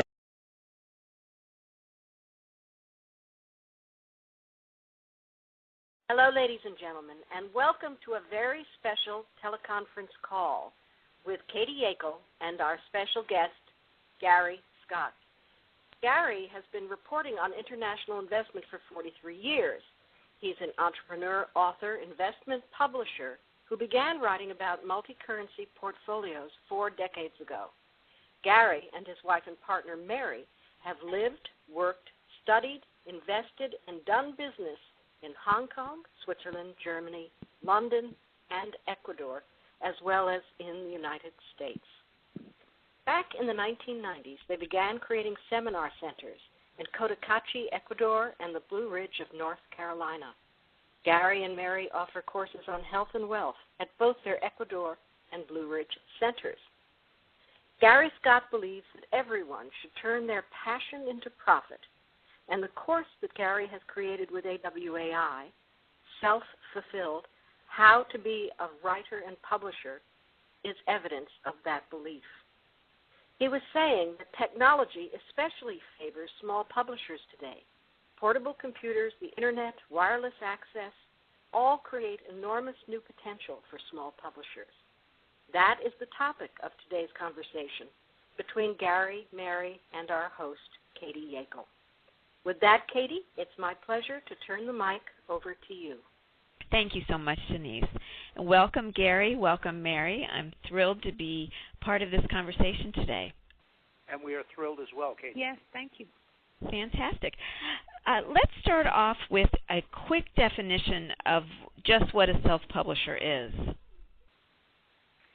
Katie, a self-publisher is, to me, and that's the nice thing about the definition, is it can really be one that anybody wants to choose. But to me, a self-publisher is one who uses communication, and I'm slightly expanding beyond the print today, who uses communication to achieve a business and or social goal, and delivers that communication directly to his base of readers or customers.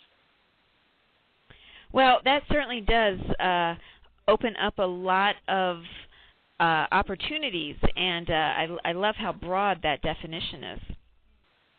Yeah, the definition has really expanded because today it's become so easy. When we first started, I hate to admit, we've probably been working together now for about 30 years. And so when we started, things beyond the print medium were quite clunky. But today, recordings are so easy. This telephone conversation that we're having right now, to me, is a form of self-publishing. YouTube, of course, has dramatically altered the concepts of publishing, and there's this tremendous interaction between the print word and the visual word. So most publications now go into graphics as well as words, and there's no reason why those graphics have to stand still, especially in the fast-paced world. People expect their graphics to move. They expect their words to flow. And so the two of them go together in what I like to call a river of communication. That's fantastic. So really, now is the best time. As in your 40 years, there really hasn't been a better time to become a self-publisher. Is that correct? Oh, absolutely. This is the technology that favors the small guy. When Mary and I first started, and all of our publications were print publications because it was pre-computer, I used to write everything by hand. My hand would get so tired I couldn't hold the pencil anymore, so I'd have to use a rubber band to hold the pencil in my hand. And once it was written, then Mary typed it on her IBM Selectric. I proofed it. She corrected it. We took it to the typesetter. He said it. We proofed it. He corrected it. We took it to the printer. The printer blue-lined it. We checked that. He corrected it. And finally, it went to the printing press. And then we got the publication back, and we checked it one more time before it actually went into the mail. So it was a huge amount of work. Today, I go to WordPress on the Internet. I put it in there. Mary takes a look at it and corrects it for me on her computer. We hit a button, and all of our customers have it the very same day. So our costs and our time and our effort have been dramatically reduced. So the actual work that's involved has been just changed phenomenally. It makes the process so much easier and so much less expensive. It makes the entry level so much less than what it used to be. At the same time, the same technology that allows us to easily provide information is causing a massive expansion of data and information that's overwhelming the world. I mean, how do we possibly keep up? We have to learn how to zero in on specific things. And small printers profit the most from what I call niche marketing, from having a small combined group of people.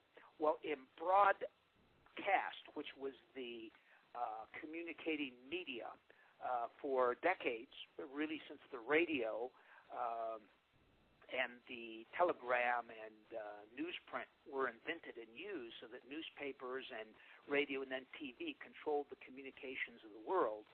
The idea, the economic benefit came in being able to send one message to millions and millions of people. Now with broadband, the system is better suited to send millions of messages to one person each. So we can really zero in on a small niche. So the problem used to be if I wanted to market something that was really wild and weird, like in the 60s and 70s, we were marketing the idea of international investing, which was a really, really strange concept back then. It doesn't seem so odd now, but back then the idea of investing into Hong Kong was just crazy for most people. And so I had a very limited group of people I could market to, and that's good. But when everything was controlled by mass marketing and by broadcast, it became rather difficult. You couldn't advertise in a newspaper or in any sort of common mass media publication because there was such a large percentage of the people that were getting that communication you had to pay for to reach the small niche that were interested. Today with broadband, you can zero in so quickly on a specific niche. And so it really, really gives the small publisher a huge advantage. On top of that, our competition, the big bookstores, and the print publications, publishers, are having a terribly difficult time. One of the big bookstores just went bankrupt. They're in Chapter 11 and trying to reorganize.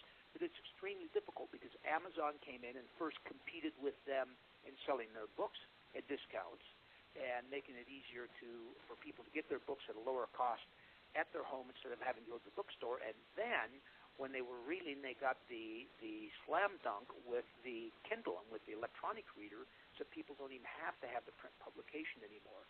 And that plays exactly into the hands of the small publisher. As we'll discuss later, I've just started publishing on Kindle. I see that as a wave of the future, and it's so easy and it's so simple, and it allows me to really compete with the biggest publishers and beat the biggest publishers. To give you an example, when the tsunami hit Japan and they had all the problems with radiation exposure and radiation release over there, because Mary and I had been near Chernobyl when it went critical, and we had suffered radiation poisoning and had spent years trying to correct ourselves. We knew all about radiation poisoning, what it was like, and what to do. And the day after the problems started in Japan with the radioactivity, I had a report already published at Amazon.com, 7 ways to prevent radiation poisoning. There's no way a big publisher they could barely have their first meeting to talk about, should we do this, should we get to do it, and so forth. And I was already at the marketplace as a little small publisher working from a kitchen table. So the big companies really, really have to struggle now to beat the little guy. Well, let's hear it for the little guy. That's great. Absolutely. That's great. Now, how do we get started, Gary? Does it start with the idea? Does it start with what? You tell us what if I want to get started tomorrow, what should I do? Well, as a starting part, and this is really for so many people the hardest point, the hardest place for them in the business cycle is getting started. And so we've had this phrase for about 30 years now: turn your passion into profit. The place to start is with something that you're really interested in, something that you really love and you want to do. If you start at that point and look at something you desire, you will quickly see a problem, because all desires create obstacles in getting them, and that's where the problem lies. So you can quickly spot problems, and successful publications are the ones that solve problems. So we start with a problem that we have in some field that we're really interested in, because then we'll devote more time and energy. It's more enjoyable, and our readers are likely to be like-minded souls, so there's a better chance, of course, to communicate effectively with those people. And because it's an enjoyable process, we'll do it. We want to do it rather than have to discipline ourselves to do it. Sure, it sounds like a labor of love then. Absolutely. And why shouldn't we? Exactly. Well, and with you and Mary, I know your publications, you have been living them and breathing them. Do you think it's necessary to be as immersed, let's just say, as you guys are, for people just starting out? Or, again, how do I do this in steps? Well, no, you don't have to. And we always suggest that people start from where they are, that they start doing something that will enhance what they're already doing, that's involved with what they're already doing, and then expand from there. And just to give you kind of some examples of some of our students that have taken our self-publishing course and how they've turned their passion into profit, one student was disabled, and she had gone through so many hoops to try and collect her disability. So she had this enormous frustration at the people that provided that kind of thing, and so she published a report on how to collect your disability. So you wouldn't really call that a passion. In a way, it was, because it was a frustration. Because she saw this enormous problem. And she had experienced it. So if you can do something that you have experienced, rather than just an intellectual exercise, it can be, you're more likely to communicate it in a lively and vibrant way that will connect with your reader, especially if you're correctly marketing your product, which means that you're going after people who have the same problem or the same passion. Now, in that particular instance, she also didn't have to be a great writer, and I want to stress that point early on, that you don't have to be a writer to be a self-publisher. And kind of the concept of self-publishing suggests that you are publishing your own stuff, and many writers do publish their own stuff. But creating a publication doesn't require always for you to write. For example, in the case of disability, there is a ton of data on how to collect disability. It's just really hard to get it all together and organize it and put it into an understandable form. And that's what Michelle, who wrote that report on collecting the disability, did, is she really did a compilation of already existing data that became her publication. To give you another example, a fellow that I met who was an avid fisherman and hunter, he loved going hunting and fishing, and he loved going to hunting and fishing shows, and he was trying to figure out how he could do more of it on his limited budget. And he realized when he would go to these exhibitions that there were a lot of hunting and fishing camps there trying to market the idea of people coming to their camps, and their big problem was marketing. And John, who's the fellow that did this out of Montana, was a marketing guy, and so he started going around to all these camps and saying to them, how would you like me to write a little story about your camp, or help you write a story about your camp? And I'll publish those and send them out to a list of people, and if they come to your camp, you pay me a commission. Well, the camps were happy to do it because they were always looking for ways to market. And sure. Put together sort of a catalog, but it was really mostly the owners of the camps writing the publication, and of course they had to invite John to come out and try the hunting or fishing at that camp. Nice little perk. Free hunting and fishing. So it immersed him with like-minded souls doing what he really loved to do, and he just then took their stories and put them into a catalog. He rented lists of people that bought hunting and fishing licenses because the states sell those lists, and marketed that catalog to those lists. In another example, my mother, she is having her 88th birthday. Congratulations, Mom, this month. And she loves dolls. She collects dolls. She has a whole room in her house filled with dolls. Some of them are really quite valuable now. I didn't realize how much an original Barbie still in the box is kind of like one of the best investments. It humbles me as an investment manager. But she loves this, and she goes to all of these doll shows. It's a huge, huge business. They have these exhibitions with hundreds and thousands of people. And she had the same dilemma. She was spending a lot of money, and she's on a pension, going to these doll shows, and she wanted to do something to resolve that. And my sister is a talented artist, so I said, Mom, why don't you have Sandra, that's my sister, make a coloring book and sell them at the doll shows. And so she did that, and suddenly she had a little coloring book that she published with these antique Victorian dolls. Wow. And so when she went to these exhibitions, now they were tax-deductible events, number one. Sure. And number two, she usually sells enough books to pay for her cost of getting to the doll shows and so forth, and has a little bit extra left over. So a really, really small idea, but it sort of expanded from there. Well, those sound like perfect fits for these two people, and they're such great examples because they're not big, daunting, topics. They are just passions. And I wonder if you can just talk a little bit about that. I mean, what would be a perfect publication? Okay, a perfect publication.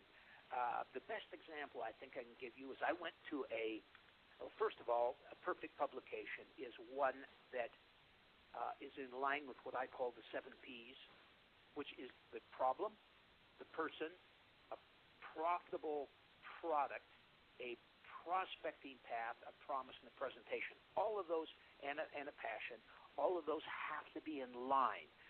So, and it becomes your own marketing research in a way. If you have a passion, you know what your problems are within that, the things that you experience. If you want to do stuff related to your passion, you know what the problem is, not knowing how to get there, or the cost, or a technical aspect of it, or whatever it might be.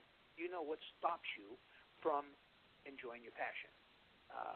Then you have to figure out, who are other people like me? Well, if you're starting from yourself and your understanding of what it is you like to do, it's easier for you to identify who the other person's going to be. So you can cut out a lot of market research that you might otherwise have to do to figure out who else has this problem. The next thing is your product. It's easy to create your product because you know the problem is.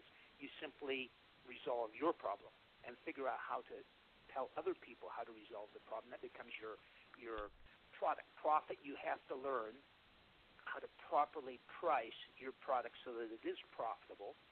Then your prospecting path, you simply go to the places that you go to for that product, and you enjoy those. That's the place where you're going to find other like-minded souls going to the same places. So if you were into fishing, you go to sporting goods stores, or you would look at magazines that are all about fishing and hunting and outdoor life, or you will go to websites that look at those things. And then your promise is the headline, that catchy title that gets people to read your presentation. And that promise, again, if it comes from the heart, and your presentation will be vibrant and lively because you're speaking from experience. You're connecting the whole heart, body, mind, intelligence when you create your marketing copy. So those are the things that have to line up for the product to be perfect. Now, to give you an example, Gary, if I can just interrupt for a minute. Yeah, well, sure. I just want to stop and point out, I love that system, and it's just so in line with what our AWA members are learning and how they're thinking. And it's such proof of your experience. It's such the result of yours and Mary's experience for the past 40 years. I mean, that's this great checklist that is going to help anybody that wants to get started doing this. I just think that's I appreciate the value and the thought, because it sounds so simple, but it really is such a blueprint. It's one of those things that really is simple and consequently very profound, because it works Right. so well and eliminates so many of the costs that you would otherwise have to do if you have somebody else do every one of those steps for you. Yes. The perfect example of it, Mary and I were conducting a seminar at the Four Seasons Hotel in Nevis many years ago, and because we write about different countries and places to stay and so forth, a little hotel on another small island invited us to go spend the night there.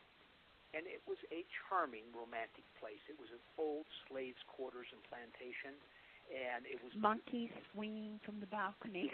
Monkeys swinging, and the owner was an antique collector, so it was all old antiques inside. It was just charming.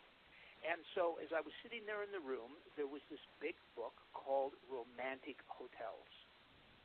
And I opened this up and started reading it, and obviously it was a woman from Berlin, or I take it back, she was from one of the German cities. It'll come to my mind in a second. But she loved staying in romantic hotels. And there's a lot of problems with that. Number one, the cost of getting to them, and number two, the cost of staying there. So her solution was to create this book called Romantic Hotels of the World. And it had stories and descriptions of romantic hotels all over the world. And she had created a system so that you could use this book to reserve hotels, make reservations at these romantic hotels all over the world. And how did she market them? She simply put them in all the hotels. Because who is the most likely person to want to stay in a romantic hotel is a person in a romantic hotel. So she just had these all over the world. She had thousands of these books spread globally. I called her up and talked to her one day because I was so impressed with the concept and how that was just a perfect sort of publication, a self-publication by somebody that had this passion, that really wanted to do something, that couldn't do it, and they solved their problem and actually ended up turning it into a successful publishing business. And I think Mary has another really, really good insight to perfect products that's a good sample of what's going on right this minute. Well, it's sort of our Thursday afternoon that we do. We look at the New York Times, we look at USA Today, the bestseller books. And we do that for a number of reasons because, one, our whole lives are writing and reading and enjoying the publishing business. But we're looking to see what the national psyche has to say. And what does the national psyche have to say? Well, it proves it by what the stories are and what the movement is on those bestseller lists. You know, we've had a long time, much to my regret, because Gary and I have zero interest in vampires. and it's been vampire. And you can see now that's gone. That's finished off of those lists. And a lot of people did have the perfect publication for that. Mm-hmm. But right now, number one, which has been up there week after week after week, is Heaven is for Real. Mm-hmm. That is I have to have those for my Kindle. Anything I see, I do this broad reading of everything. It's a nonfiction book written about an experience of their young son, and it's supposedly truth. It's very short. It's very simple, and it's as I say, nonfiction, and it's hanging in up there. So that shows me where is the national psyche. What we do for fun and enjoyment to stay into, I would say, the writing mood is that we read a lot of things, and Gary and I, we can't have cell phones. Cell phones don't work up here in the high mountains of the Blue Ridge, so we have to wait to load up our Kindle when we go to town, which is only one day a week. So we make these great lists, or we may be flying somewhere, so we go to the airport and sit down, and we don't do anything except download things onto our Kindle. But we like to read great books, and we like to have some of those books on there that stay on there for a lot of reasons, because that puts you into the psyche, the national psyche, the international psyche, and also into what are people interested in. Sure. And it enhances your life. What a great bonus tip for all the copywriters, because that's they're placed. They're perfectly placed. Well, there's two things that you can do to help stay in tune with the national psyche. Reading these bestseller lists is really very valuable, and you can see this flow that's taken place over the last decade. Mm-hmm. If we go back to Harry Potter and that phenomenon, J.K. Rowling's become the wealthiest woman in the world with her Harry Potter books. Well, what's going on that so many people are reading children's books, which is what they were meant to be, and then all of a sudden books like the Da Vinci Code took off and became bestsellers. Well, that suggests that people are they're confused, they're frustrated, there's a shift going on, and that they believe there's some secret out there that's keeping them from being happy or healthy. And so they're looking for some magical answer. Harry Potter, the Da Vinci Code, is all about magic and about secrets and so forth. And now all of a sudden we've seen this shift from that, magic, you might say, and in between there was the vampires, and I'm still kind of puzzling that out, but I think it has to do with immortality, and again, defying the establishment, being different from the establishment. These are all signs that people are going moving into a new paradigm. They're seeking, they're searching for what is the answer when the old stories that we've been told, how we should live and how we should cooperate with one another, are dissolving and disintegrating. And now we seem to be into this big spiritual move, and we have books like Is Heaven for Real? And it's been there month after month after month after month as the #1 bestseller. So you can get a feel of what's going on, and Sure. that really helps focus then your passion with the mood. So let's take fishing as an example, and I hate to keep using the guide thing so much, but I might approach fishing differently today. I might have approached fishing 10 years ago as the magical place where you can get away from what's going on around the world, and today I might focus that book as a fishing trip where you can get in touch with the realities of the world, find deeper spiritual meanings and so forth, because I think the national psyche has shifted. Now, this other idea that...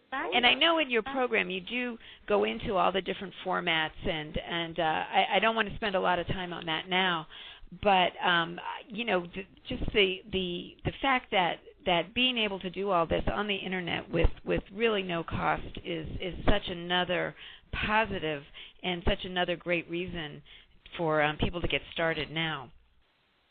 Yes, and choosing the right format is so much easier today. It used to be if you wanted to move into videos, for example, you had to be really, really good. Or if you wanted to move into 4-color products, high gloss, high print products, you had to be really, really good because the eye of the Western world consumer was unbelievably sophisticated.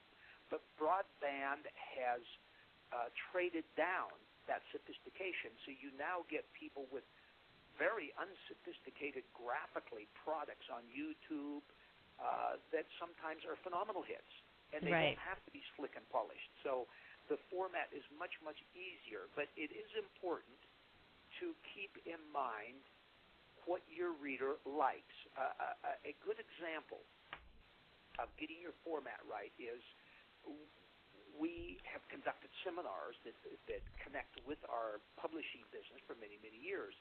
And one day we had this idea, well, a lot of people can't make a seminar. They want the data, but they can't make it because they have some other obligation at that time. So let's record the seminars. And we started recording the seminars, and lo and behold, with one sentence at the bottom, which was, I can't attend, please send me the seminar on tape, we doubled our sales. Right. Phenomenally profit. This was another 1,000% product. It cost us about, in fact, it was more than that because it cost us, I think, $12 to do a set of tapes, to record and do a set of tapes, and we were selling those for $499. So it was an incredible margin that we gained by just recording that. And then one day I had this brilliant idea, well, if people love our audio recordings, let's video record it. So the next time we did a video recording and we added one more sentence, I can't attend, so send me the video. Well, we sold maybe 200 audio tapes and 0 videotapes. And I really sat back and blinked twice and said, where did I go wrong there? And realized that almost everybody that was buying these things were buying them to listen to in their car while they were commuting back and forth to work. They wanted to turn their travel time into learning time. And so I completely misread my audience and created a format that was of no use whatsoever. Gary, what are the marketing expenses associated with being a self-publisher? They can be very low to start with. There's a few things, there's different ways to market, but your marketing expenses, depending on the product, can be as low as printing up whatever it is that you want. And in this day and age with laser printers, that can be really, really inexpensive. And physically offering that product. Now, let's take an example. We have a lady every week at the farmer's market that we buy produce from because she prints up these little pamphlets with wonderful recipes for the food that she's selling. So her printing cost is just as much as it costs her to run off these products, the cost of paper and I guess the ink for a laser printer. So that's really, really low. If you're going with an internet product like we have today, there's many ways you can create a website at a really low cost nowadays. There's a couple of services out there. Site Builder is a good one. WordPress is a free shareware that you can use to create your own website. And once you have your website, you can create your products at almost no cost. So I think it's reasonable to say that a person can be in the business and have their product for $1,000. Now, if you want to market to begin with, and I know this because I watched one of my competitors work very effectively against us in Ecuador with our Ecuador publications. They were starting from scratch. I was using pay-per-click and spending thousands of dollars a month to get my list, but what they did is they went into blogs all about Ecuador, and they kept writing in the blogs and mentioning the report that was at their website. So their cost was nothing but their time. And I know that they had another business, and they were simply doing that in the evenings and in their spare time, over the weekends and so forth, going to any blog about Ecuador and communicating with the people, because that's obviously the place where people were interested in Ecuador, and then mentioning that they had a website and directing people to the website, which showed the products that they had for sale. So in those two instances, marketing costs are almost nothing. In the case of the farmer's market, I expect that the lady at the farmer's market has to pay something for that stall, but it's pretty minimal. And so obviously, you want if you want to sell something to do with fishing or hunting, you go to hunting and fishing exhibitions. If you want, in this case, to sell produce, and really this lady should be selling. She should take all of her menus and bind them up and turn them into a cookbook or a recipe. Okay, great. And so now that we know that there's such a low entry fee, once you're in, any tricks to staying profitable? Any tricks to making, or not staying profitable, but making it as profitable as possible?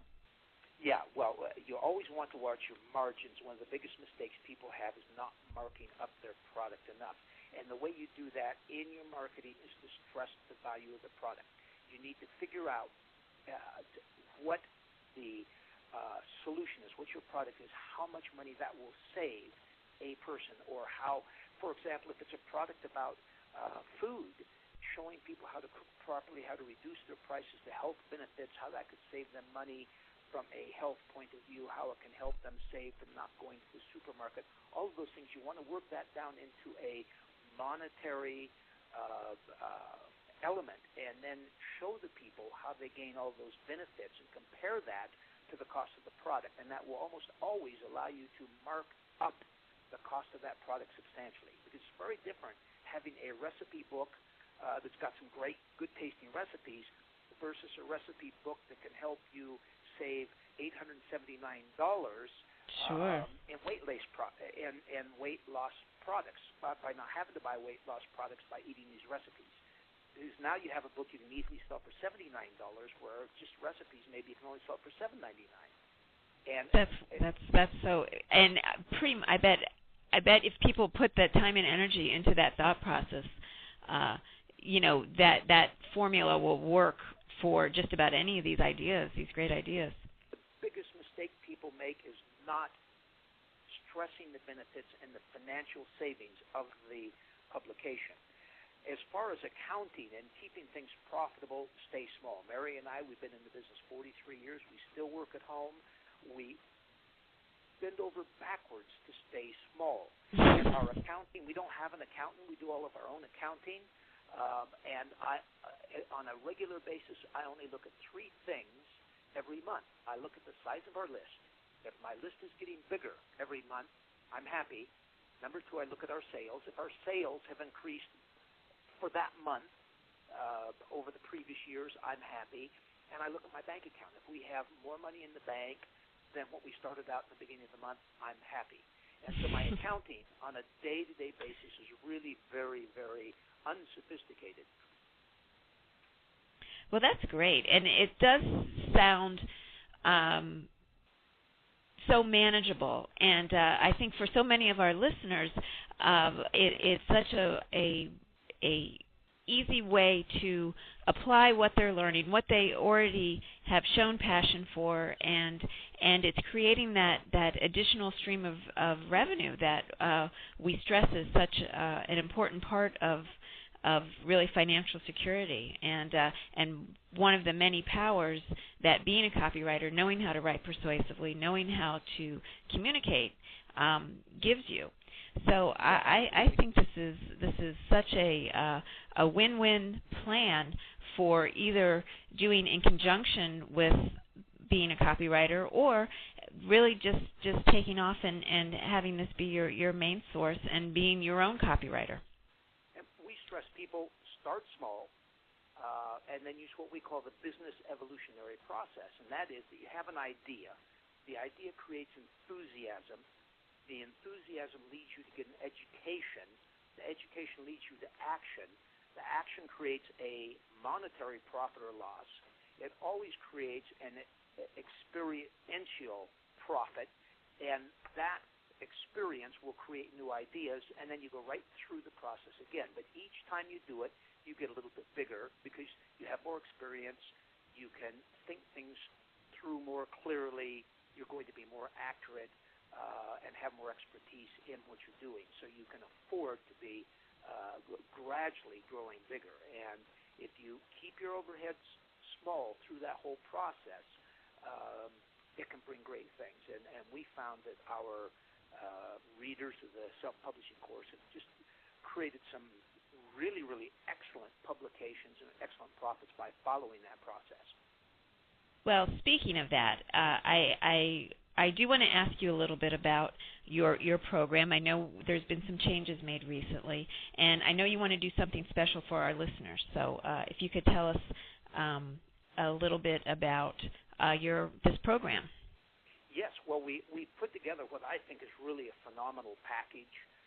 We have our regular course, of course, Self-Fulfilled, how to be a writer and self-publisher, but we've added on to that in this special program for AWAI readers 4 bonuses that are worth a lot. The first one is a 45-minute video from our webmaster, David Cross, who you've met because David was the senior consultant for 8 years for Agora in Baltimore.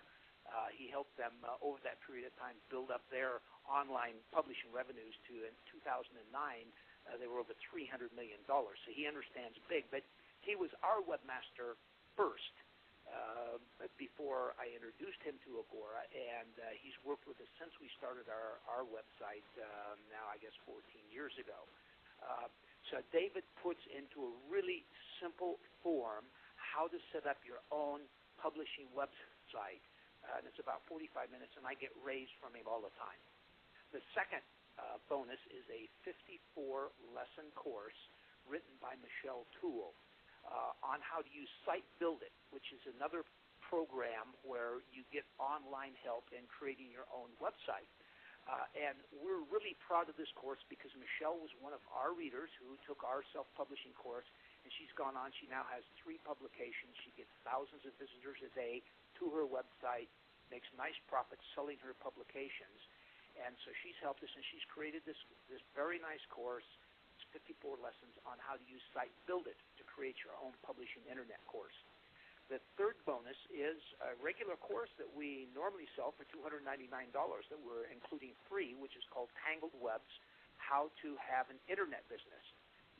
We made the lifestyle decision over a decade ago to only publish electronically. And it's so wonderful because we don't have to deal with printers and with mailing and inventory and so forth anymore. And we just do everything online. And so figuring out how to have an online business is so interconnected that we decided to put that course in there even though we sell it separately for $299 free. And then the final thing, and this is an evolution, we're calling it Self-Fulfilled 202, and this is how to publish through Amazon.com for the Kindle. And that is a course that we will be creating over the year because like all of our courses, what we write about is not theory, but what we're actually doing and what we learn. And we have just started. We have 2 reports that we've published at Amazon.com. I got my first royalty check last week Hallelujah. Very exciting. From Amazon.com. It was really tickled me pink to have that come in the mail. And I think I mentioned early on that our first report was a product of opportunity, because we suddenly realized that we knew all about radiation poisoning in the day that the nuclear disaster took place in Japan. I started writing, and I stayed up almost all night long, and Mary did the same thing, editing as I wrote, and we got that report out in one day based on all of our experiences in surviving radiation poisoning. And so people can buy that at the Kindle store, and that's was our first publication. And we have a second one now called Cash and Crash, which is about investing in the stock markets overseas, and we'll be adding probably 30 or 40 more reports at Kindle this year. And Self-Fulfilled 202 shares our experiences, everything we learn about how to market via Kindle, which is going to be one of the really, really big markets. When you do that, you don't even need a website anymore, because you let Amazon.com do the whole thing for you. That's very exciting, and each of these on their own stand on their own and can get people more than started. Are the perfect framework for having a successful self-publishing business. And I want to point out that Gary has very generously agreed to letting us offer a discounted price, a very special price. We're taking $200 off the regular price of $4.99 until Friday. We can't do this forever, but we can do it till Friday. So between now and Friday, you can get your very own copy of Self-Fulfilled, How to Be a Writer and Publisher, for just $2.99. It's the complete step-by-step program that chronicles and gleans all the most powerful, proven strategies from Gary and Mary's 40-year career as self-publishers. Plus, it has these amazing bonuses that Gary just mentioned. So I want to encourage you, if you're at all interested, if this is stirring something in you, if this is something you know you can do, or even if you're not even sure, you don't even know yet, but you think it's something you might like to do, please order before Friday so that you can take advantage of the savings. As with everything, we have a great guarantee. If it's not for you, you just let us know. But I think the important thing is you don't want this to pass you by. We've pointed out that now is the time. All the stars are lined up. That if this is something you think you want to do, now's the time to do it. You're welcome to call Member Services at 866-879-2924, or that's the toll-free number. Or if you're calling from outside the United States, 561-278-5557. Debbie, Pat, or Barb will be happy to help you out. And if you have any questions between now and Friday for Gary or me, please send them to me at askkatie@awaionline.com, and I'll be sure they get to Gary and we get back to you before that Friday deadline. I want to. We have a link as well too. If you want to just go online and order, if you want to just do that right now, it's www.awaionline.com/become a self-publisher. I'm going to say that one more time. www.awaionline.com/become a self-publisher. Again, until Friday, the price for the complete program and plus all the bonuses is just $2.99. And Gary, Mary, I want to thank you so much for your time. There was so much information in here, and so inspiring and exciting, and there is so much opportunity that is just waiting for people to take advantage of. Thank you for having us. Thank you, Katie. We always look forward to an opportunity to share. Okay, fantastic. Thanks so much. Bye, everybody. Hello, everyone. This is Denise Ford, and it's my pleasure to welcome you to an AWAI teleconference series program.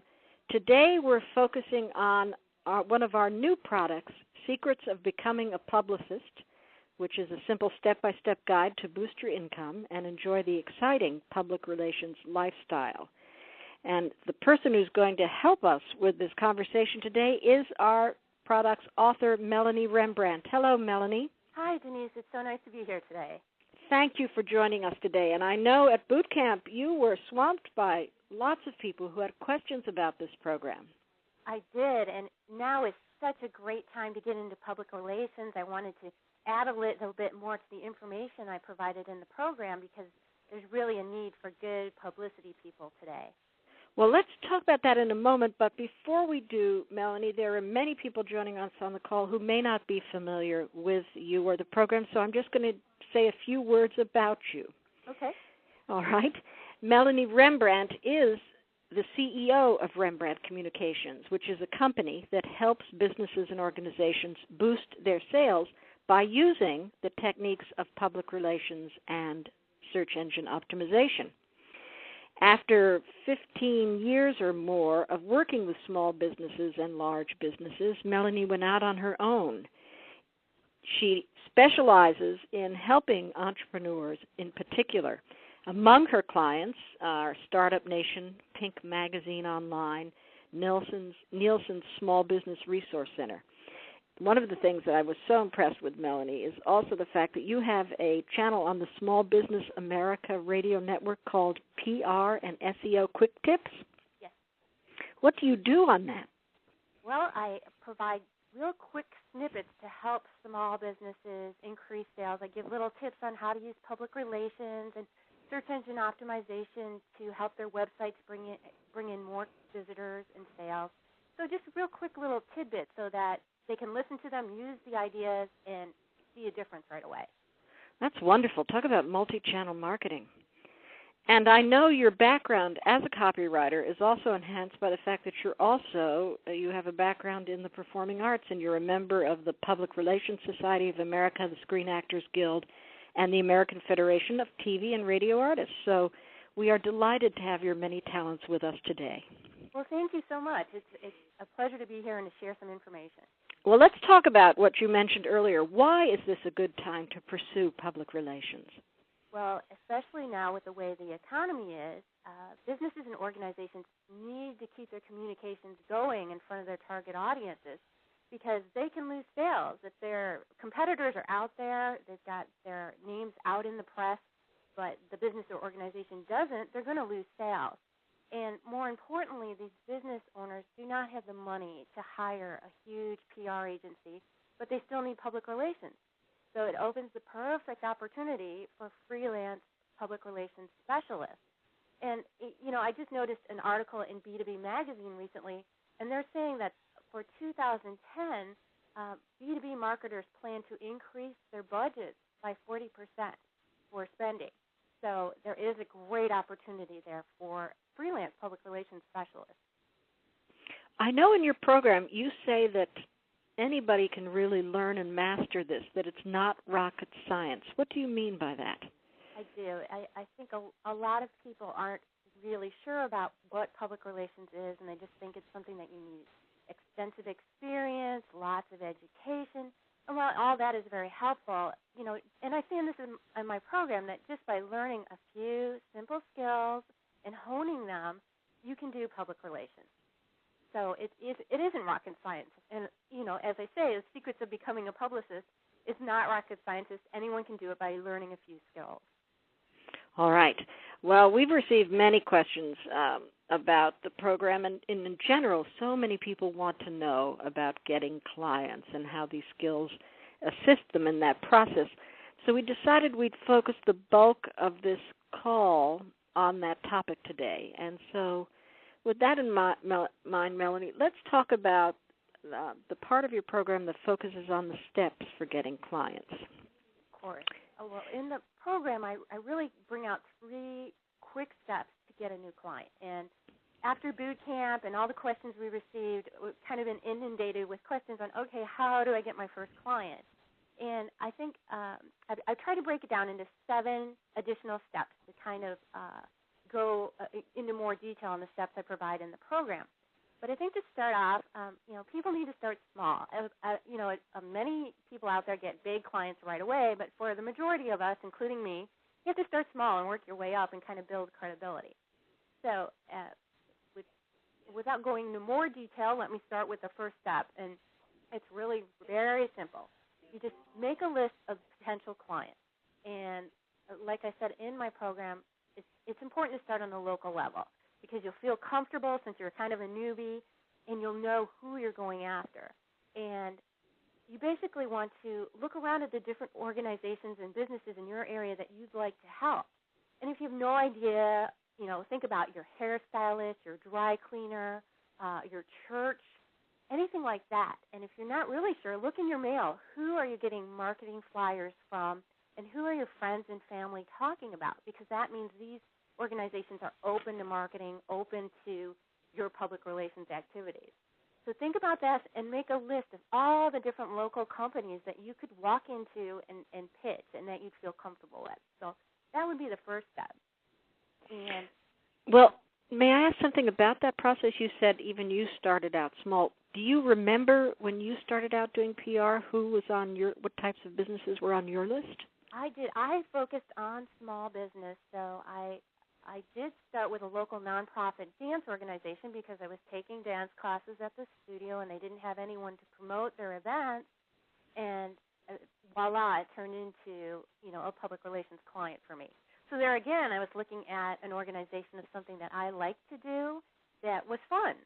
So and that's one of the great things about public relations. You can gear your career towards whatever kind of hobby or activity you like to do. So, yes, I did. I started with a local dance studio, and they were a nonprofit. And when you're organizing this list, do you put them in categories, or is it sort of free form? You're just making a list of anything that interests you?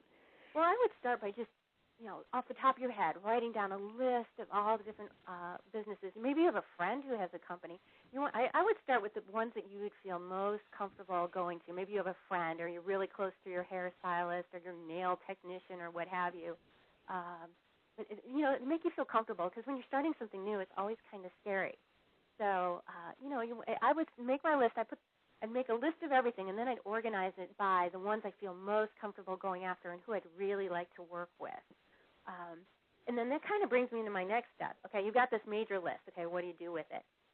Now you need to put on your detective hat and really spend a little time researching the businesses on your list. Like for the dance studio that I approached, I already knew them backwards and forwards because they spent a lot of time there. But if you don't know the company, this is when you go online and look up and see if they've done any press releases, see if they've done any news. If not, that's a big opening for you.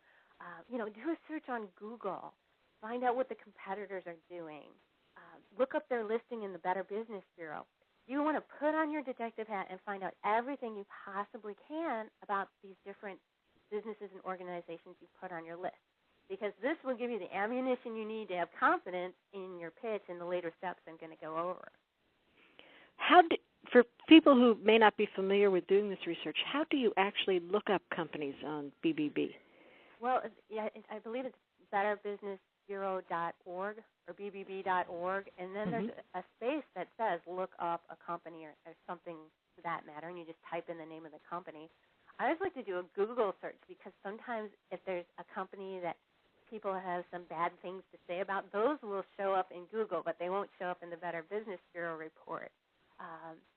And it's kind of fun, too, because you'll find out different things about the company. Obviously some of the comments are going to be more credible than others, but, kind of think about where you would look for that kind of company. Like if it's a dry cleaner, maybe there's a dry cleaners association they belong to, and they have a review about that dry cleaner. You just kind of have to find out as much information you can that's going to help you. Would you say that even finding negative information can be useful for you when you come to the business in terms of helping them with their public relations? Definitely, because as I'm going to go over later, when you do your pitch, you can bring up these things if they're really down on doing any kind of public relations or hiring you for your services. you can bring up some of these things. Like maybe they're not aware that there are these negative comments out there. And as a publicist, that's something you can definitely help them with. And if they're scared about this negativity, they will be willing to pay you for your services. So it's definitely a good thing to find some things that are negative about a company. Especially if you can use your copy to turn it around. Okay, so you've researched businesses on your list, and then what do you sort of prioritize what you're going to do with them, or what's the next step? Well, okay, you've got your list ready. You think you know everything you need to, let's say, about the top 3 companies you want to go after. Okay, so now what are you going to say? That's the next step. What are you going to say in your initial pitch? Well, once you have your list and research, you're going to make another list of all the benefits you can offer and how you're going to present those to a client. It's kind of like your AWAI writing skills. You're figuring out the customer, what the benefits you have to offer that specific customer, and why. You're going to make a list of all of these, and then another thing to be aware of is think about all the questions and comments they might have for you. How are you going to respond? For example, if they say, well, we really can't afford your services right now, we're not interested in public relations, you can pull out that negative tidbit and tell them about that. Or if you've done research on their competitors, you can say, hey, do you know John's Dry Cleaner just had a feature story in the local newspaper, and, if you want to compete with them and keep your name out there, you really might be interested in some public relations services. And then you can go into something like, oh, I can give you X or X amount, or kind of you want to prepare for every situation. It's kind of like being a Boy Scout, be prepared. So step 3 is to go through your list and really figure out what you're going to say in every instance that could possibly come up. And all of this is a lot of work, but it definitely will pay off in the end. Do you have examples of that in the program, or can you give us some ideas about preparing answers to objections? You know what? There are a few comments, I believe, in Chapter 3. There's a little script on what you can say to a potential client. But then this kind of goes into the next step that will help you come up with things. And the next step is to practice. And basically, once you write down everything that you think a potential client might say to you, find a friend and have that friend be the potential client and ask you all these questions and give you a hard time. That way, you have the practice of actually doing it. And, for the most part, these negative things will probably not come up in your pitch, but think how much confidence you'll have if you're ready and you'll know what they might say. And your friend will probably come up with some good things that I wouldn't even be able to think of now, because if you're dealing with a local business or organization, they can specifically comment on that. So you can practice with a friend, and, if you can videotape it, even better, because you can see if you're doing something funny that you didn't know you were doing with your arms or your eyes or what have you. But the more you practice and research, obviously the readier you'll be. And, a lot of people have no problem talking to potential new clients and selling their skills, but most of us need to work on this. I mean, you're promoting yourself, and you need to go in and try to sell to someone that you don't really know. So it's important to do this research, just like you do with your writing. But I think you've hit on something that a lot of people forget to do, and that's to practice or rehearse before you talk to the client or see the client. Exactly. And who wants to be embarrassed, when they go and say something dumb? They'll never want to go back to that hair salon or that dry cleaner again. So again, you want to think about what you want to say, how you're going to pitch your services, but at the same time, you have to think about anything they might throw at you, or any situation like, you're too expensive, we don't want to do PR, we've never done PR, we don't believe in it. Think of everything that could possibly happen, and, that practice really pays off. Well, now, in terms of rehearsal, that would also help eradicate some of the fear or anxiety, I imagine, of approaching a client. Exactly. I mean, the more you do it, the more comfortable you'll feel. It's similar to speaking in front of an audience, and a lot of people are nervous about that. But if you're prepared and you know about this person, let's say you've looked up the CEO on the Better Business Bureau, and you know that he's also part of a fishing organization. Maybe in your conversation you can bring up the fact that something about fishing or something that you have in common, and it brings it down to a more personal level. And that helps, too, because if you're a business owner, you'll want to work with someone that you really relate to.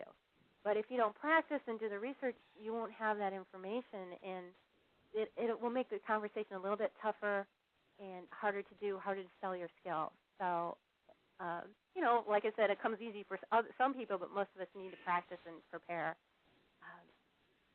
I think anyone who's attempting to speak to someone new, whether it's a client or whomever, the rehearsal is key to that. Do you find that you do a lot of your practicing with friends or family, or? I like to do associates who are in the small business world or PR, because family members tend to like everything you do. Like if you practice with your mom, that's great, but she's probably going to love everything you do and not give you as hard a time. And friends are always good, too, because they're an outsider who is not really familiar with public relations and the small business PR work that you're going to be doing. But I kind of like business associates because they know what's out there, what to expect. They kind of think like a business person. So it just depends on who you feel comfortable with. When I first started, I just had myself and was working with a tape recorder. So, if you don't have anything, and I had very bare bones amount when I was starting out, that I just did whatever I could. So, even if you're in a remote area and you have no one to talk to, you can use a tape recorder. You can still practice. Okay, so let me see if I can follow these steps. They seem to make great sense. So you made a list of your potential clients, and then you've maybe identified the top few that you want to work with. So you do some good research on that, Google and B2B, whatever. You do serious research, pros and cons. Then you prepare this sort of pitch presentation, a benefit of working with you and some potential answers to objections. And then you practice that with another person so that you're ready to engage the client. So what is the next step? You've got it. Well, you've done all this research, and now you got to think about, okay, how are you going to present yourself when you actually go to this client? And right off the bat, you might think, okay, I'll wear a suit. But you really have to think about the client. It's just like thinking about who you're writing to when you write a marketing letter. Let's say you're going to a place that sells surfboards on the beach. The last thing you want to do is wear a suit and coat and tie, and you won't fit in. It's like I said before, you want them to be able to have a personal relationship with you and be able to know that they can work with you. But, you might appear uptight or something like that if you're working with, people who make surfboards and you're there in a suit. It's just kind of an example. But, think about the people you're meeting with. Most of the time, obviously, you want to give a professional image, build a professional image, look clean, put together. But, think about who you're meeting with as you decide what you're going to wear. And then the other thing is to think about what you need to take with you. And you're going to think about who you're meeting with. Obviously, you might need a business card. If you have any samples or portfolio, it's always good to take that. Any kind of handout. You're thinking about the person you're meeting with. So you need to be smart and think about what that person would like to receive from you or what that person is going to want from you. So it kind of goes into your research a little bit, but now you're at your personal image. And if you want to do your interviews with your friend dressed up how you're going to be and do a complete pitch, fake pitch, and videotape it, that's the ultimate, because then you know exactly what's going to happen and how things are going. So it kind of goes into all your research, but you're thinking about how you are going to present yourself. What are you going to wear? What are you going to take with you? And, how you can relate to that client and what you wear. Melanie, does that mean that most of your presentations or contacts with PR clients are done face-to-face? Well, when you're starting on a local level, I think it's best because you do have that one-on-one relationship. Obviously, you can do it via email, but or phone. But when you're starting off, I highly suggest you go to someone that you already know and work with, and who has some kind of relationship with you, knows, like I said, your hairstylist, your dry cleaner, your church, a nonprofit organization. It just makes it easier. Because you think about it, small business owners get hundreds of marketing emails and phone calls, and they're just going to put you in the bowl with everyone else unless you stand out and they know you. So to have the highest success rate, I highly suggest you go in person. Especially when you're starting out. Yes, that makes exactly. And like I said too, being prepared. Like it might just be when I was at the dance studio, if someone brought up that they had this event coming up, and I said, hey, you know what? I do public relations. I'd love to promote it for you. So maybe you're just in the right place at the right time, and you've already practiced, so you kind of know what you're going to say. So it might just happen that way, and that's how it started with me. So that's why I suggest doing it, in person with someone you feel comfortable with when you're first starting out. Okay, so you're all ready. You've done your research. You know what you're going to wear. You look good. You feel confident. You are ready. And the big step, it's time to do it. It's time to go out there and do your pitch. You have nothing to lose, and you've done all this practice, so you go and you do it. And I do mention in the program, some good times. You want to figure out a good time to meet with the person. You don't want to just run in there and give your pitch. Kind of feel it out, and plan a time via phone or whatever's necessary. But you give your pitch, the one that you've practiced, and then as you're going through it, you kind of want to see how the person reacts. Can you tell that they like what you're saying? How are they reacting? You kind of look at their face, look at them eye to eye, and just kind of feel it out and see how it goes. And then when you're done, obviously you want to figure out what went right and what went wrong. You might totally bomb your first time, which is fine because it's your first time and big deal. You took a chance. So, that step is to go for it and do your pitch. And afterwards figure out how it went. And then finally, let's say it went great and they're ready to start. You want to finalize the deal there, and I talk a little bit about that in the program. You do want to have some kind of contract. And if you need time to think about it, just say, hey, this is great.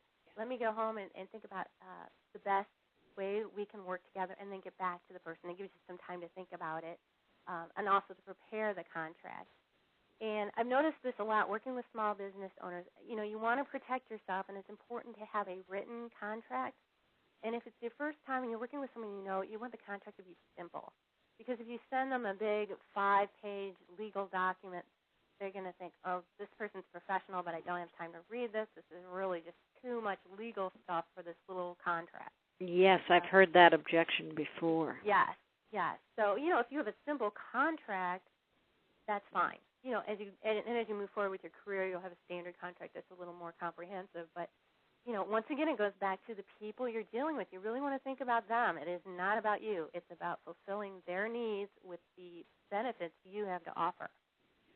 Is this contract similar to the kind of simple agreement you might have as a copywriter with a client? Exactly. You just kind of replace the words with the public relations aspects of it. And the one thing about public relations is a lot of clients might say, oh, can you get me in the New York Times? Can you get me in this? And, in this publication, on this television show. And the thing with public relations is that you cannot guarantee placements. It is so up in the air depending, it all depends on the editor and the producer, and you don't have final say whether or not something actually shows up. So I would highly suggest that you tell potential clients that, you'll do the best you can, but due to the nature of public relations, it's impossible to guarantee placement. That way, you want something like that in your contract, because if they're expecting something that you can't deliver, you're going to be in trouble. So just a little word of warning there to keep an eye out for that in your words, the words that you use. And there's a sample contract in the program. But right. Are there other components that make up a standard PR contract that you would recommend people include? You know what? It's pretty typical to all other contracts. The one thing I'd be wary of is something that says that you're allowed to use the company's name or the organization's name in the media, in your public relations activities. And like I said, not guaranteeing placements. And I do mention this in the program, too, that if you're having issues, you can go to many services out there that offer free legal services who'll give you a template contract that you can kind of tweak. And there's also a lot online. You can check the Public Relations Society of America as well, and they might be able to provide some tips. So there's a lot of free information out there just to make sure you're protected. Okay, so you've done the pitch, and we have two options. It ended with the offer. It was like a direct mail piece. You led the client to the offer, in which case you're going to move forward. But, and as you say, if it doesn't, if you come to the place, well, he'll think about it. What your recommendation is to what? To analyze that, or what's the next step you take if it doesn't end in an offer? Well, again, this might go back to your practice of all the things that they might say to you. And let's say, I'm not too sure, let me think about it. And you say, okay, great, why don't I contact you tomorrow just to follow up? You know, you might want to make a definite time that you'll get back in touch with them. Depends on how they are. If they're like, if you don't think they're going to go for it, you can just say, okay, I will follow up with you soon. And then what you can do is go back to your office, think about what happened, how that person reacted, and then come up with the benefits that kind of go to what they're saying. Let's say if it was too expensive, come up with some benefits of showing that it's not really that expensive. If your competitors are doing it, you're going to lose a lot of sales. You'll end up losing money. So you got to think about how you can come back to them with any negativity that they had. And then when you follow up, you can follow up via phone and say, I thought, have you had time to think about it? I was thinking about our conversation, and I know you were worried about the cost, but really this is what I found out, and then you go into your benefit. If you feel uncomfortable doing that, you can always send an email or follow up, with a letter. But you don't want to spend a lot of time on it. If they're not going to spend money on public relations, move on. You don't want to spend a ton of time on someone who's not going to move forward, especially if it's a small contract and you're just starting out. Okay. And if you did get the offer, you are also going to follow up. What kinds of things do you do then? Exactly. Well, you can obviously want to thank them and tell them that you're looking forward to the relationship and helping them with their company and meet the goals that you've talked about during your meeting. And tell them exactly what you're going to do. You tell them, okay, we're going to have this contract. As soon as I get that, as soon as I get my payment or however you've set it up, this is what's going to happen. For example, you mentioned you want a press release for the holidays. Well, here I will write the contract, send it to you, and then we can get started. I will, first you can outline it. This will be for one draft, and you can review it once. I'll do the edits, and I will send it to the local paper. You really want to spell out exactly what they're going to do for them so that you're both on the same page, and you're both, expecting the same thing. I do a whole thing in the program about exceeding expectations and meeting the expectations of your client, because that's really important for return work and keeping the working relationship going so that you can get referrals from those clients. So basically, if they say yes, a go, then you want to do the contract and spell out exactly for them what you're going to do and have them sign off on it so that you're both in agreement. And then obviously you're going to do the work the best you can and, meet whatever requirements they had for the contract. And then obviously once the work's over, during this whole time you're probably going to discover other things you can do for them in regards to public relations that will help them, and then you can pitch that idea to them and then keep the relationship going. That makes sense. In terms of the world of public relations, some people have a negative connotation about it, I guess. What is your sort of definition or approach to the idea of public relations? Well, it's very funny because a lot of people either think of public relations as a press release. I need public relations. I'm going to send out a press release, which is very important, but it's not what public relations is about. And a lot of people just think of it as spin doctors, spinning the truth so that they can get their client out there in the news. And, there are a lot of companies out there that do that. But, I run a very ethical business, and I've chosen which companies I want to work with. A lot of them are nonprofits. And basically, you want to get good news out about your clients so people know about them, especially if it's a charity or someone selling a product or service that you really believe in. And I highly suggest not taking on clients that you don't believe in their products or services, because you're not going to be able to promote them effectively at all.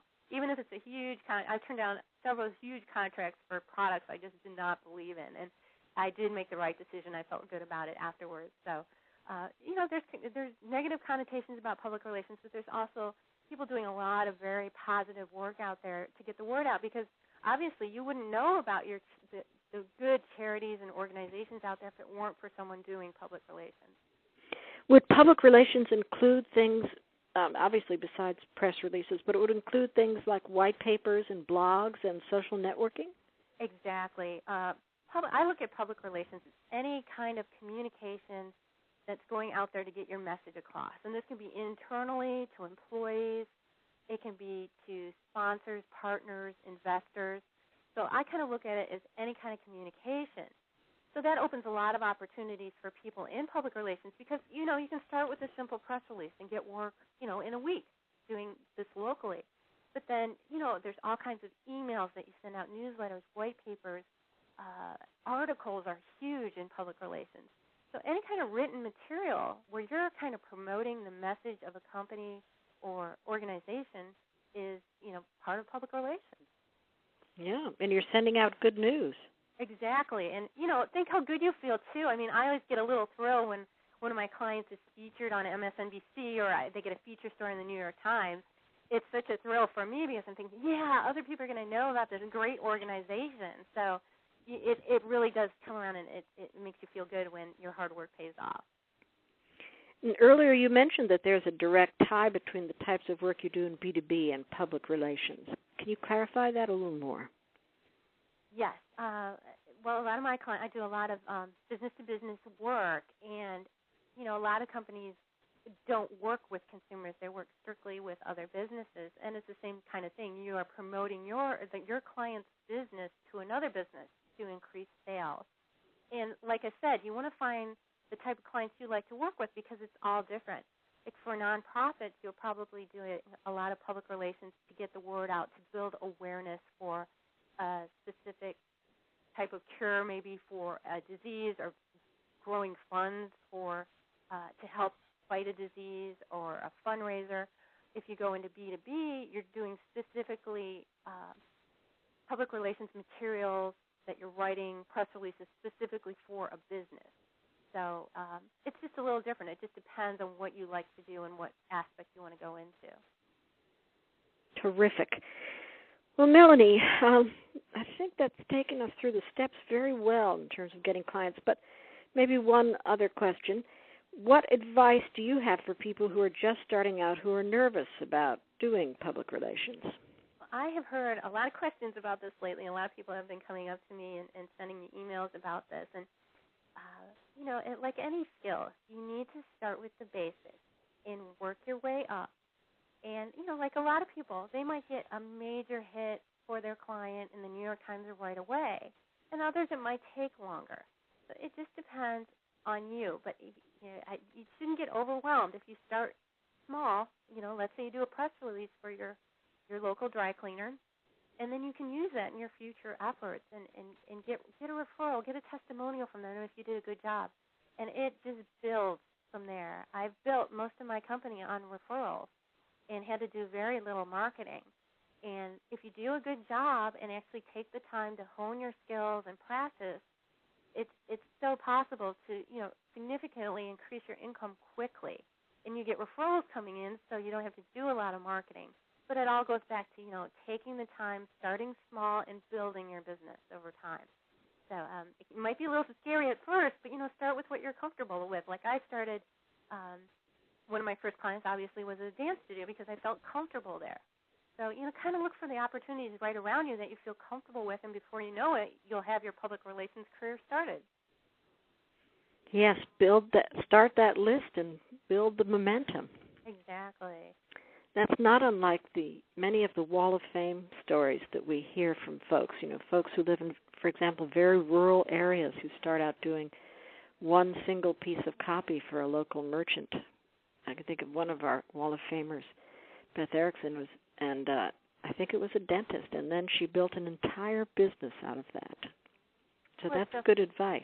It was so funny because a lot of people, they read all about these wonderful careers, and right away they're thinking of the gigantic organizations and corporations in the nation, and you can really start a fabulous career just working with local small businesses, small organizations, and really have a great time doing it too because you're kind of helping out the local community at the same time. So yeah, it kind of gets rid of the nerves too. As soon as you get that first client, it really helps with your confidence. So, yeah, definitely. If you start small and work your way up, I think that's a great way to go and to you know, go into public relations, even if you've never, you know, even considered that as a career. Yeah.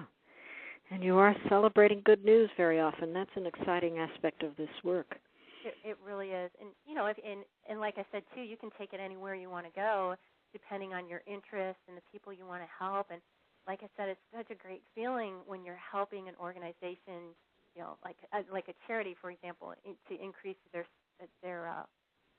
money coming in so they can help, you know, homeless children, or, you know, that's a great feeling. So I can't say enough about the field of public relations, because you can really take it anywhere you want to go. And like we said earlier, it's not rocket scientist. Anyone can do it.